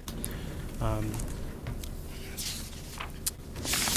terms of looking ahead, again, just in summary, continuing to look at support systems for all of our students. That'll be an ongoing priority to ensure that the needs of all of our students are being met and that students have every opportunity to achieve at high levels. We continue to monitor very carefully our cohort performance on various district performance assessments. Again, just monitoring student need and responding to it. This year, we'll be administering a DRP, which is a reading assessment in our grade 7 and 8 classes. The purpose of this is really to just get a good read on how our students are doing, not only in the skill of reading, but as we go through the transition of phasing out CMT and moving towards the SBAC assessment, this will provide us with continuity. And so it gives us a consistent measure by which we can measure our students as we go through this transition, moving from one assessment to the next. The DRP traditionally a component of the CMT. And so by administering this particular assessment, it'll allow us to monitor cohort data without any interruption in that during the transition. Again, a continued focus on teacher collaboration and job-embedded coaching through our instructional coaches. So that concludes the report. Thank you very much for your attention. It was a lot of information. If you have any questions, I'd be more than happy to answer. Yeah, I have a question, Matt, if I can. Sure. Brian, and I'll throw this out to Aaron as well. The curriculum committee at the beginning of last year, not this year, one area we just had a couple of parents give us feedback on was the integration of the math program going up to the high school. If you remember, Aaron, we had a couple people who felt that there were more kids moving around when they got to the high school and so forth. So I just kind of wanted kind of a state of the union relative to that transition from the middle school to the high school with math, because a lot of the things that are in here, I assume, got to the heart of those issues. So some of the things, when I met with the math department, I had that opportunity to meet with them for a few hours. We talked about those pathways. What I shared with them as well is that the implementation of our alignment to the Common Core last year included kindergarten, first and second grade, and sixth grade in math. And this year, the focus is on grades 3, 4, and 5 in math. And so they were very interested in that, and it was one of the first times they had understood how that was being implemented and the kinds of skills that students were coming to them with. And so our focus, obviously, in our work with the middle school math department is on 7th and 8th grade. And so we talked about those various pathways and that notion that as kids go through from 5th grade, 6th grade, 7 and 8, as they enter the high school, we want to ensure that they are very well prepared so that we don't end up with that kind of movement. We are seeing numbers again. This is that time, the end of the marking period, and so it's when kids are either moving levels. And so we are seeing a number of students again at the high school level and we're having those vertical conversations as to what is it specifically, what are those skills that students don't have in order to be successful in geometry honors that move them back to level 2 geometry. So we have more work to do around that, Chris. We're not we need to get our curriculum in line from 5th grade to 9th grade, and then carefully collect data to try to answer those questions in a better way. But we don't have all the answers, but I'm glad you brought that up because it certainly is an area that they were very much interested in talking about in the math department. And they want to know, the 8th grade teachers want to know what happens to their students when they get to 9th grade. So what Brian will get in a very short period of time is Neil Sullivan will give him information about those kids that needed to drop level and bring it back to the teachers so there can be further conversation. So it's something that we have to continue to talk about. Right. Thanks, Aaron. Good. Any other questions? Thank you. It was very elaborate. Thank you, Brian. Report. Thank you. Very good. Thank you, Brian. Thank you. Very homegrown. All right, moving on. We are on Exhibit 7, the NESDEC enrollment projections. Right, that is Sue. Great. So about a month ago, I was sitting here and providing for you the October 1 enrollment report, and at that point I said, next month, we'll have a more detailed projection analysis by NESDEC, and here we are. So what I want to do is just frame out what we'll discuss tonight briefly, and then roll right into what are some assumptions that NESDEC makes in making these projections for us. So we will talk about the 5-year enrollment history and what trends have been like in our enrollment over those 5 years. We'll also look at specific grade configuration information. So what does the projections look like K-12, K-6, 7, 8, 9, 12, and some trends that we'll be seeing there as related to these projections. We'll also give you some specific information school by school, all 7 of our schools here in Simsbury. I'll talk a little bit about birth data versus actual K enrollment, as well as what we see with our enrollment between kindergarten and 1st grade before providing some concluding remarks. So along the presentation, please feel free to interject, and I'll also be taking questions at the end. Okay, so a couple of enrollment assumptions that NESDEC makes in providing these projections, information that they look at, certainly housing growth, number of homes sold, what home sales they project will look like during this time. They also take into consideration any continuation of developments here in Simsbury, specifically the Meadowood development as well as Powder Forest. What kind of data are we seeing regarding residential permitting? And also, again, just looking at sales overall, in which sales appear to be stronger thus far. So if we look at this first table, we have our 5-year enrollment history starting in 2009 up to present day, and some specific information regarding some configurations. So K-12 overall, we have declined just over 500 students, with the majority of those being at the K-6 level, 362 students there. At the middle school over the past 5 years, we've seen a decline of 100 students, and 9-12, a decline of 46 students. And we'll take a look at this information and how it compares to the next 5 years in projections. Just as a reminder, when we're looking at projections, the most accurate information is over the next 5 years. Once you get over that 5-year mark, you decrease in your effectiveness to predict accurately. But in this period of this 5-year declining enrollment, just want to point out to the board that we have had a staffing reduction of slightly over 40 full-time equivalents. If you actually look, I know this data and this slide is the past 5 years. In regard to staffing, if you look at 6 years, our staffing patterns, we've actually over 6 years have taken just about 50 FTE in the past 6 years. So grade configurations, when we look at K-12 as a district, we're projected to decrease 77 students just next year. And I'll go into specifics about where those students will come from. But our projected decline is 415 students over the next 5 years, or a percentage of 9.6%. So if we frame that out regarding K-6, of that 77 students projected to decline for next school year, 14 and 15, 26 of those students are across our K-6 programs, across the 5 elementary schools. We're projected to decline 95 students by 18-19, or a decline of 4.5 of that overall 9.6. When you look at middle school, actually the middle school enrollment for next year is projected to be exactly the same at 727, which is now currently. But what we will see over the next 5 years is a decline of about 140 students by 2018 at a rate of just over 19%. So what we're going to see is this decline. Kids are going to matriculate, and so we're going to see that the differences in enrollment actually make their way through the middle school and the high school. So for next year at the high school is projected to decline by 51 students for 14 and 15, with an overall decline of about 180 students by the years 2018-19, or just under 12%. So as I shared with you, I'll get into some specific school projections. You'll be able to see the graphs of where we are now currently in 2013 and where we are projected to be in 2018, how many students were projected to decrease, and what that percentage looks like in a 5-year period. So here's Central, projected only to decrease by 5 students next year, but overall projections to decrease 16 students over the next 5 years at 4.3%.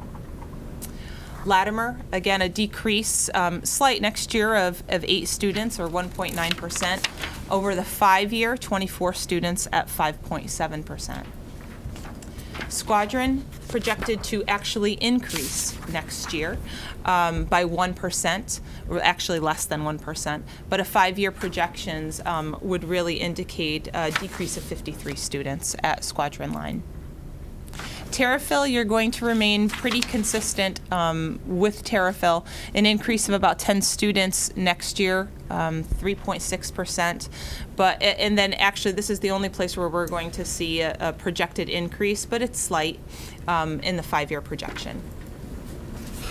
Tooten Hills, we're projected to decrease by 26 students next year.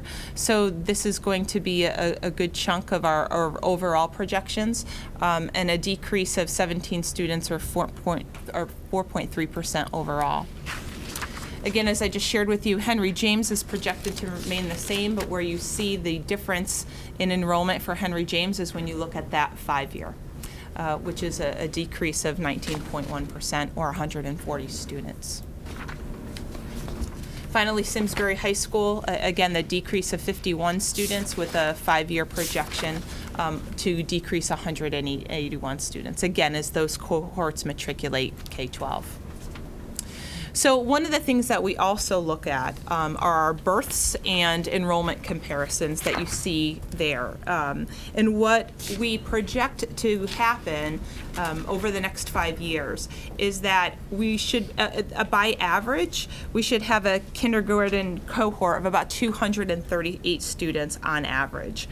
So they project the kindergarten cohort by births from the 5 years previous. How many kids were born? Okay, that gives us a pretty good idea.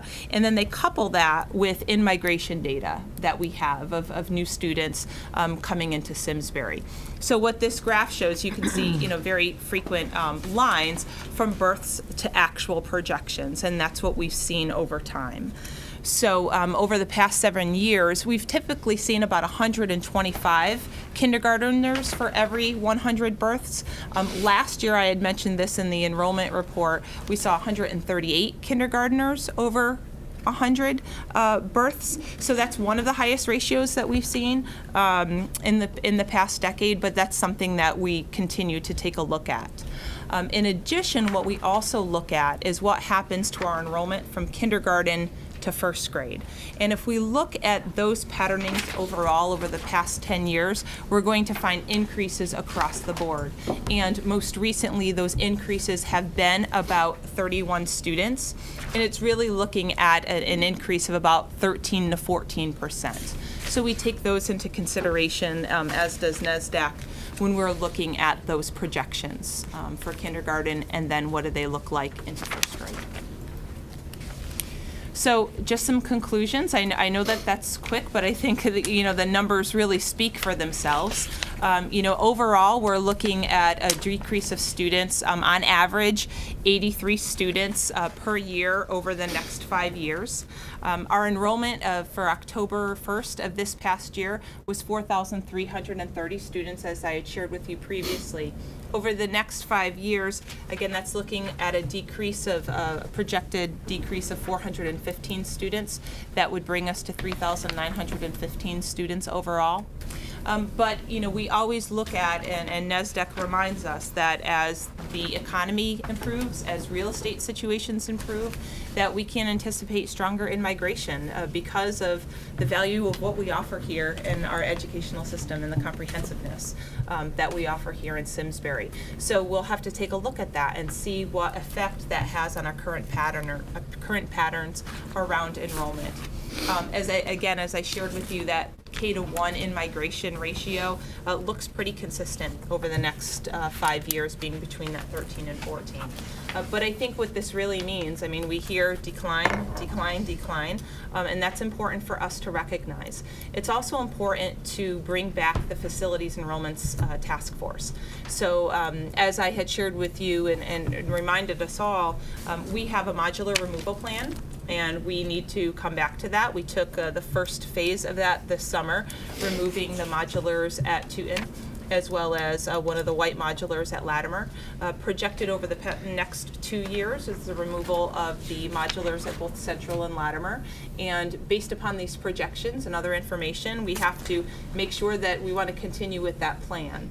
So we need to reconvene the Facilities Enrollment Task Force. I've been speaking with Matt about that, and we think in December, before the next calendar year, it's important to do that. And not only look at that modular removal plan, but also to talk about any different or additional actions that we need to take to respond to this declining enrollment.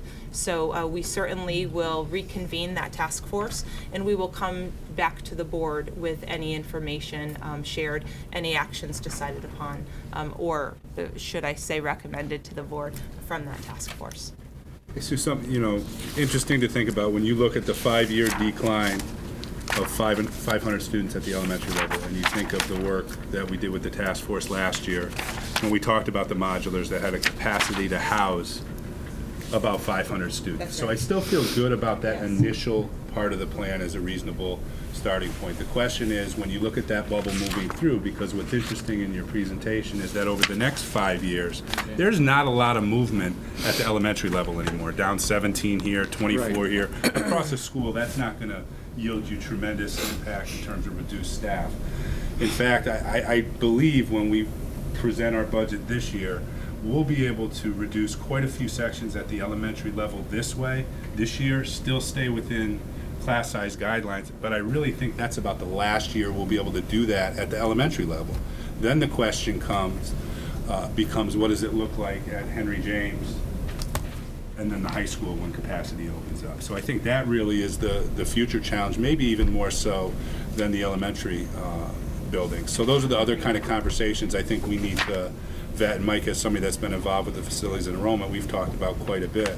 I don't think you take any options off the table at this point. You need to be very open to conversations about configuration and in schools and purposes and everything else as we move through. I just think it's the prudent thing to do. You don't want to rush to judgment. And again, I feel good about our 3-year plan to remove the temporary space because it's not in good condition. And then when we right-size our buildings in terms of brick and mortar, what does it look like then?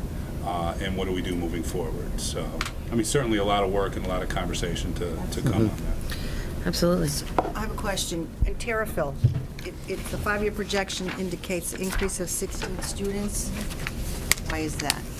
Just from the... I just think, in making these NASDAQ projections, Lydia, they use a modified cohort survival method, and they take a look at, it's a calculation of ratios. It's based upon historical enrollment, and from that, they really look at what are projection increases and decreases. When you look at 16 students over the course of a whole school, Right. I think that that's easy to assimilate into what we already have at Terrafil, but there's different factors that go into that. There's some, we have some apartment housing too in Terrafil, so I think that might have something to do with it, some flow of residents in that area.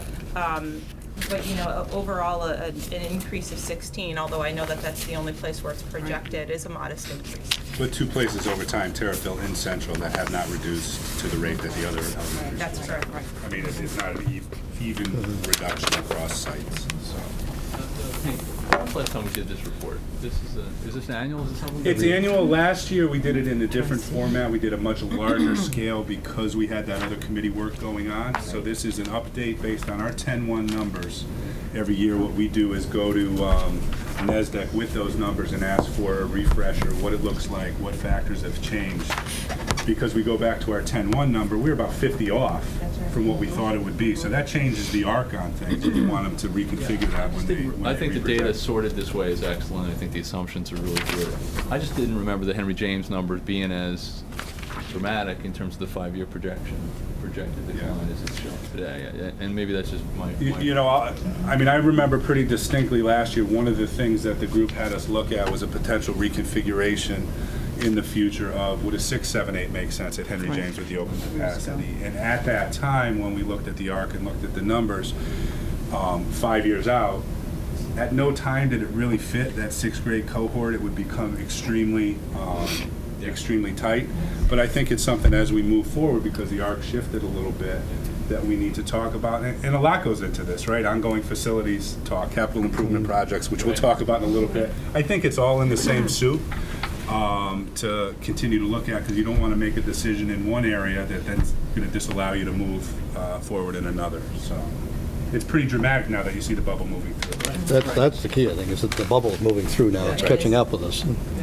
I think we have to acknowledge that a 25% decline in the number of people that we serve has got to make us rethink a lot of what we do. And the obvious question from a taxpayer's standpoint is going to be, where do we stand from a budget if we're 25% smaller? And I think one of our challenges as a board is going to be providing good information and good answers to that question. And Matt touched on this, but I think it's going to mean looking at everything we do, really. And I think we'll get into it with the Facilities and Enrollment Task Force, but I think that there's going to be some very tough conversations. When you look at 1,200 kids, a decline of 1,200 kids over the peak of 5,000 kids. Right. And that's including the assumption that Meadowwood goes ahead by the end of the decade. If that doesn't happen, there's probably a couple of hundred kids that we don't get. So, there's going to be a lot of tough conversations, and I think at some point, probably sometime next year, it's going to require conversations with the Board of Finance and Board of Selectmen, because it's really a community discussion as to what our expectations are from our school system and how do we pay for the programming that we want with a much smaller population. Yeah. And not that it softens the conversation any, because they're challenging conversations, but a lot of communities are in the same situation. That's right. Because it's not a Simsbury trend, it is it's statewide. It's a statewide and nationwide trend. I mean, picking up on Mike's theme, we've talked in the past of developing our own model as to what decreasing enrollment translates to dollar-wise, not in terms of reduced expenses, but kind of downward pressure, right? Right. So we know these numbers that we're just looking at here is a little bit under, if you just take the average student price. It's about a $5 million total of downward pressure. Because what I would like to do in terms of creating our own model is there's really two pieces to this. One is we have to decrease cost, as Mike is saying, but the other is I use the kindergarten, full-day kindergarten as the other side of that equation, as well as the decisions that were made by the facilities task force. There is an opportunity with this to reinvest. To a certain extent, we've invested a lot in the size of the population, to an extent sometimes at the decrease of quality. There's an opportunity to reinvest some of this downward pressure, such as what we did with the full-day kindergarten. Right. And to a certain extent, what we've done with the facilities is instead of looking at closing a school, we've gotten rid of modular classrooms, which really don't help the quality of education. So I really like the idea of us, for our own decisions, educating the community. I think this would resonate really well with the Board of Finance, which is looking for us to be very professional with this, to come up with a formula that speaks to our own thoughts around this. I use the term decreasing pressure. For me, I think it kind of has to be what's the number in each school that's decreasing, and what percentage of total student costs does that represent in each school, and then kind of aggregate it up. And we've talked about that for a number of years. I think maybe if we can experiment with that through this budget process, that might be helpful.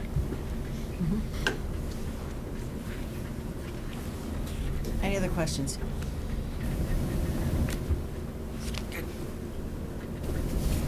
Thank you. Good, thank you. Thanks, Sue. Thank you. We have a lot to think about as we move into the budget process. Thank you, I'm Chris. sorry, Yeah, I go- thought that yeah. was really good, but I thought that was more of an ask. I knew it was a question, but you were kind of saying, hey, is that something that the team, right? I'm just want to make sure I understood what you were. I was throwing it out there as something that I've been putting thought into. I think Yeah, would be I guess- healthy for us to explore. Yeah, and I guess I'd second that in terms of some sort of simplified model that allows us, because I think you all have done a great job, and we all have done a great job talking about the number of FTEs that we've taken out as the population grows, but I think putting that in terms of dollars, and then saying, okay, what are we going to do with those dollars? I think that would be really instructive. And maybe it's a conversation around fixed and variable costs. I don't know what that model Yeah. exactly looks Yeah. like, but I would echo your comments. I think. No, I think but not, it's, from a foundational standpoint, I think we set the foundation with the upward, downward pressures we spoke about in a more theoretical sense, I think, last year without maybe the numerical backing, and I think we need to maybe use that same model and try to develop a metric around it. So I saw Mr. Leclerc taking copious notes I know. on what he got a to-do out of that, so Yeah. he's real excited. And the to-do is send Chris an email tomorrow going, what the heck are you talking about? Can we go over this one more time? I think Burke has a pretty good idea of right. where we are with this. Shouldn't be Good. that difficult. All right, thank you, Sue. Thank you. We are now on to Exhibit 9. Sorry. Exhibit 8, Capital Improvement Plan. I'm going to turn this over to Burke to just initiate a conversation. We're early in the process about where projects sit, and hopefully get a little bit of guidance relative to two things. The larger Henry James project, which I think, in light of what we just talked about in enrollment, fits, and the security components with Squadron Lines front office and Henry James front office, potentially getting some guidance on the prioritization of those few things. So I'll turn that over to you, Burke. If everybody's got the roll forward draft page, I'd ask you to turn to that. This is the second time we've brought forward the roll forward draft. There's still nothing out in that 6th year. The difference from when you saw it a few meetings ago is that we've been able to take off the to-be determined aspect of some of the school security measures because of the Board of Finance funding, and so now that comes off. But as we look at the column for what was intended for this upcoming year, 14-15, we have the Henry James renovation project, including the science classrooms, the library media center, and the moving of the front office, totaling a little over $9.7 million, and we have the tennis court replacement project for $430,000. So as Matt said earlier, we're looking for some conversation about the Henry James project, and specifically the school security aspect of the front office, and looking to that Squadron Line main office renovation project, which also has a security aspect. And that being the second year out, do those have a similar priority? Should those be looked at simultaneously, or are you comfortable with the priority that we have here? Brian and I have met once with the architects who did the cost estimate last year for Henry James, and we've been looking at some of the design aspects. We'll be meeting again tomorrow about that to give them some feedback. But one of the things that we have asked them to do is help us understand what the cost of just the front office portion would be, if that could be broken out. But that's the first discussion point. The second area is in regard to the tennis court replacement. Speaking with Athletic Director Dane Street, he has encouraged some thinking in a more holistic way about the turf field and the track, which there's maintenance you see in the second year for the turf field.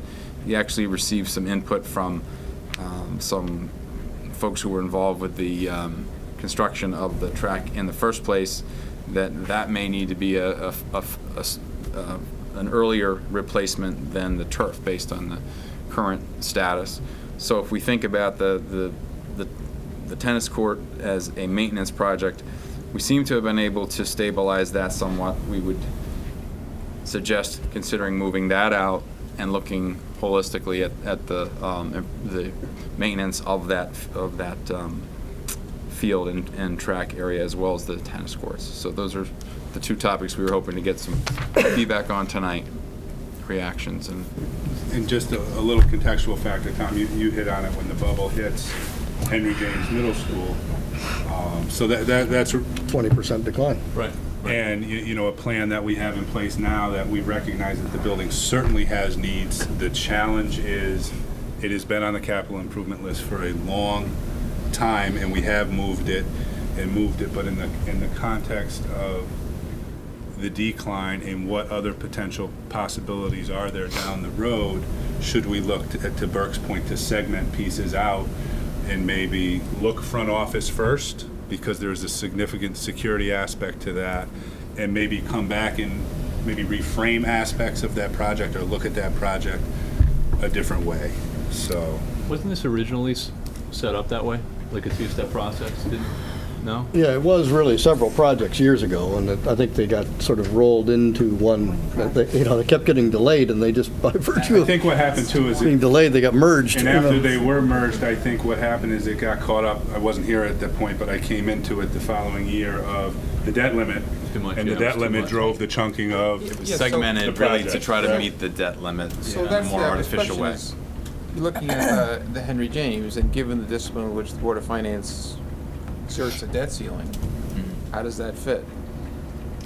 Well, the last version that Mary Ann Harris provided showed how to make it fit. 10?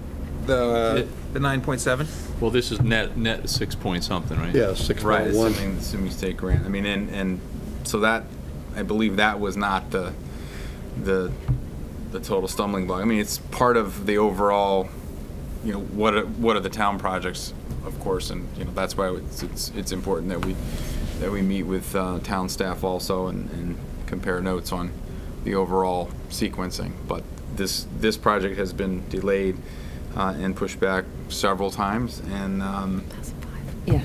the town has since come up with a senior center project that's being discussed. So we have to keep those contexts of the big picture in mind. I think it makes good sense to break it out a little bit and let us look at sort of the component parts that make up the 9.7 million and 9.8 million. And, from a facilities and enrollment standpoint, I think you can probably find parts that you do regardless of whether the enrollment declines by 20% or not. Building And then- needs love. I mean, it needs That some building love. needs a lot of But then there are some other things that I would be inclined to Mr. say. White's nodding his head. There are some other things probably that I'd be inclined to say, I think we ought to go back to the drawing board, maybe rethink about, would we do that if it's going to be 20% smaller in terms of students? And in the context of everything else we're doing, are we going to want to make other changes? You know, I'd hate to do this project and then 5 years down the road say, you know, we probably would have spent that money differently if we had That's true. had it to do over again. I'm not concerned about 2 or 3 years. I'm concerned about 5, 6, 7 years down the road.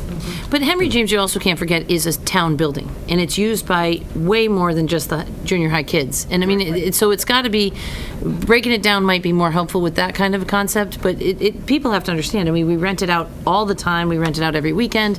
People use it for other facilities. The town uses it for voting. I mean, it is used by a lot of different groups, a lot. And the things that some of the things that need to be done are pretty basic building maintenance and safety. So, I mean, I don't know. I just think that we have to make that aware. Breaking it out would will help that. us tell us that story. That would prioritize that story for a whole community-based evaluation. It was broken down, Mike, back in the early yeah, I know. days. Yeah, it's was time to do it broken. again. It was 2005 is when we started. Is that working on it? when we started? So it was broken down It was all several that. It times. seems like, I think it's been on the list as long as I've been on the board. Right, and then it removed. Yeah, so it's It's time. longer than that. And then moved into. So are we actually going to have a meeting with the Board of Selectmen about sort of the rack and stack, where they are and how these are all going to piece together? Typically, what we do at a staff level is meet with Mary, Rich Sawitsky, and look at where they're at. And it's been suggested with the Board of Finance that we have a 3-board meeting in December. Because, I mean, just directionally, to me, this looks great, but until you put it in the big picture, it's not going to do much, right? Because, we could be fighting over a $9 million project where we only have $3 million. Well, last year we didn't have a capital improvement, right? We did not Right. do any, right? Did we do anything? The boiler, Boiler project. Boiler? Boiler, But 800,000. didn't we? We moved this out. Move this same project out. Yeah, because I mean, I don't know where we stand on the high school bonds all rolling off. I mean, how we're and what we've replaced it with. But I mean, that to me is the question: is Yeah, what's the how are we going to service this? And it's not up to us per se. It's up to that mix. And it's a Getting community-based close. issue It's too. getting close to that really freeing up that capacity. I mean, that's kind of the story of the plan, that we have a few more years until that high school project falls off. But nonetheless, looking at that, Henry James, with Brian in kind of a collaborative way and saying, all right, which portion is security? That's priority number one. I mean, we've stated that in public several times. What other areas can we look at from a whole building need? How do we separate maintenance a little bit from, kind of building improvement or that wish list, and kind of structure those things? I'm not saying put anything out, but structure in a way that allows us to strategically respond, to Mike's point, whatever that cap is going to be. I think having that information up front will help us. Bert, going on the turf field replacement, you had mentioned that we're 2 years earlier than what we had thought, according to the turf field replacement track. What I was mentioning was that we added a figure, I believe last year for the first time, we put in the $750,000 estimate to replace the turf. What I need to revisit is where that estimate was for the track surface, because I'm being told that the track surface is the one that may need to be repaired first. Wow. Was the flooding of that field a couple years ago at issue? Do you think it had any effect on the quick? Remember the Say it was quick, I the breakdown of I know the it's product? flooded. No, I don't believe there's any relation. Yeah, I mean these were based on the initial estimates. It was 2005, I believe. Yeah. So it's right. So it's it'll be right. 2000. So we are in 2005. These are just maintenance known Normal. schedules, but I think it's actually the sunlight that starts to okay. sort of dry out that track surface. So Burke, one more time, this estimate, the 750, is just the turf?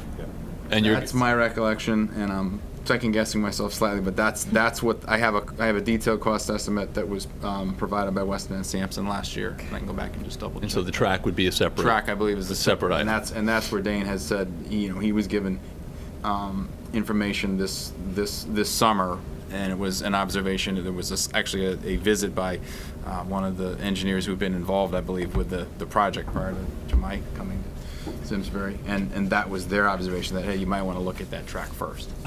Okay. Dane also had some thoughts about the fact that our track and field events, some of the field events are totally removed from the track area, and had some interesting ideas about how, if we were going to redo the tennis courts, we could consolidate that, and those are some things I think we should take a look at. Okay. What is that? What is that over Well, there's there? a What are lot you to think doing about, over there? because it makes a lot of sense, but it's complicating our small budget. Most of it's maintenance, and clearly with the tennis courts, we're going to have to redo them. So I think that was the thought process, was if we're going to rip it up and have to redo Do it, it perhaps it could be into it, moved. right. And that, Yeah. those- Get them higher ground, maybe. Get back on Henry James for 1 second. Since this has been on this list for 8 or 9 years, Longer than that. a long time. I mean, we've put a lot of technology into the schools. I mean, is the library media center is not used the same way today that it was when this first got on here? Is that still as, I don't want to diminish the importance of it, is that as much of a need as it was when it first hit the list? I think, I mean, and I can turn this so I have all these middle school people. Everywhere I look. They just look at each other. They just look at each other. I think that it changes the use, yes, but makes the need for a space where we can bring large groups of students together even more important. And we don't have that space anywhere at Henry James. So I think the learning environment there would change, but the need to have a state-of-the-art space where kids can come together and collaborate and utilize technology is probably more important than it was when this first came on the project. Okay. I do all right for the middle school people? You did. Nice job. The media center should be the hub of literacy, and to changing technologies, places where kids can come and collaborate. That's important, and I know that was always the value that 3 principals have been bringing to the table in regards to the media center. Again, clearly the main office, that speaks to some safety and security that we've also been talking about along the way. Okay, we won't even start talking. Squadron line? Any comments on whether you feel that should be moved in its priority? So thinking, This is just kind of putting it, what is this? This is the one It'd where be it's really kind a of- flip. You're familiar with the The squad, nurse, and you right, have the this is the nurse and the nurse, center, right. and really they should be flipped so that you have visibility. And that was feedback we got from The audit, right? The The audit security. was that there is no replacement for sightlines and visibility. There is some level of sightline and visibility at Squadron. It's certainly I would say, a better situation than Henry James is due to the location in the building, absolutely, from a priority standpoint. But it still is not ideal. Once people get around the corner outside of the video camera, you have no sightline. So, I mean, it's simply, the square footage is there. It's really a flip and going from there. So our thinking was, if we did maneuver some of the Henry James, that's not a huge project that could potentially move up, and we could address. If we look at details, it's Our breaking it security. down. Yep. We need an updated estimate We do. regardless, but I just wanted to get a sense of whether or not people thought that was a change since the audit, or whether you're still comfortable with the way it's played out here. Were there any more security items that like, I know we talked last, but like film for the windows and whatnot, I didn't know how much those would We have cost. funding. Would those We have be- funding for that. The RFP has So it's been all done. advertised, and That's it's due all next separate. week. Yeah. What we were able to do, because of the fact we could cover the lock project from our operating budget, reallocated. Say good, just good, it's good. Good. It's Good, that's it. Just want to make sure it's not something that should be here, that's not. No one single Okay. project, just ongoing maintenance costs. for security will be there. Yep. All right. We won't even get into that, and we'll wait till next meeting to talk about Thank you. that one. Enough feedback? You get enough feedback? I think we're good. All right. On to Exhibit 9, 2014-15 budget calendar. Just briefly, this looks very similar to years past because it's driven off of the charter submission date of March 15th for the budget, and then works backwards from there. The first meeting with the superintendent's budget preview is in mid-January, as we see here. Several developmental meetings and the presentation of the superintendent's budget in early February, with a final adoption in March so that it can be submitted. The dates, I believe, are still tentative in terms of the Board of Finance, even though they did set up their meeting calendar, but just knowing that there could be some conflicts with some of the board meetings still, and keep abreast of those. Still showing two public hearing type meetings in April. The charter changed last year so that the capital plan is technically 1 month later under the new charter, which started last year, but we're still showing essentially meeting the old January timeframe. Okay, good. A question, going back to what you were saying, did we have a 3-board meeting last year in November or January? Or, I believe there was Around capital or around capital budget? conversation. Yeah. So it's still, Hasn't been formally Something. set, but it was at the Yeah, last. yeah, We'll do it's- that. right. Board of Finance that they suggested We're December. supposed to adopt it, so January 14th, we're supposed to be adopting the 6-year plan, so man, that's closer than it sounds, right? Yeah. right. Yeah, because we've got Thanksgiving and then we've got Christmas, so there's not that many meetings. Right, Yeah, we have right. December That would be 10th and that's it. something. If we're going to get the three. revised Henry James plan and have time to discuss it and then meet with the other boards. It's 2 months away. It's one meeting, right? We have December 10th, Just one one meeting. meeting in December. Talk about that? Wow. Quickly. Again, Bring your thinking caps. we have actually under the charter more time. We're just showing you The timeline, the okay, the guide. historical schedule. We have until February to submit it. Right. Thank you, Burke. Okay, Burr. thank you. All right, moving on to Exhibit 10, 2014 meeting schedule. And before you are the schedule of Board of Education meetings for calendar year 2014. And Motion? is there a motion?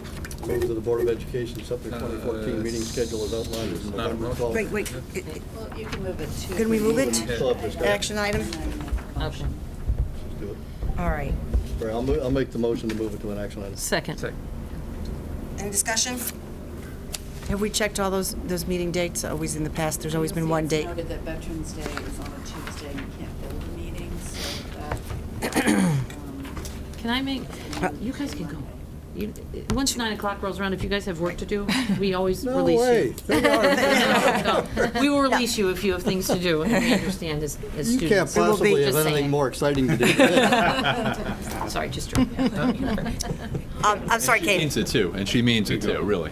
You guys been Can't good. anybody sleeping back there. They're good. that They're meeting right has there. been moved to a To a Monday. All right, so we'll make note of that. All right, Mike has a motion. Second. Second. Any further discussion?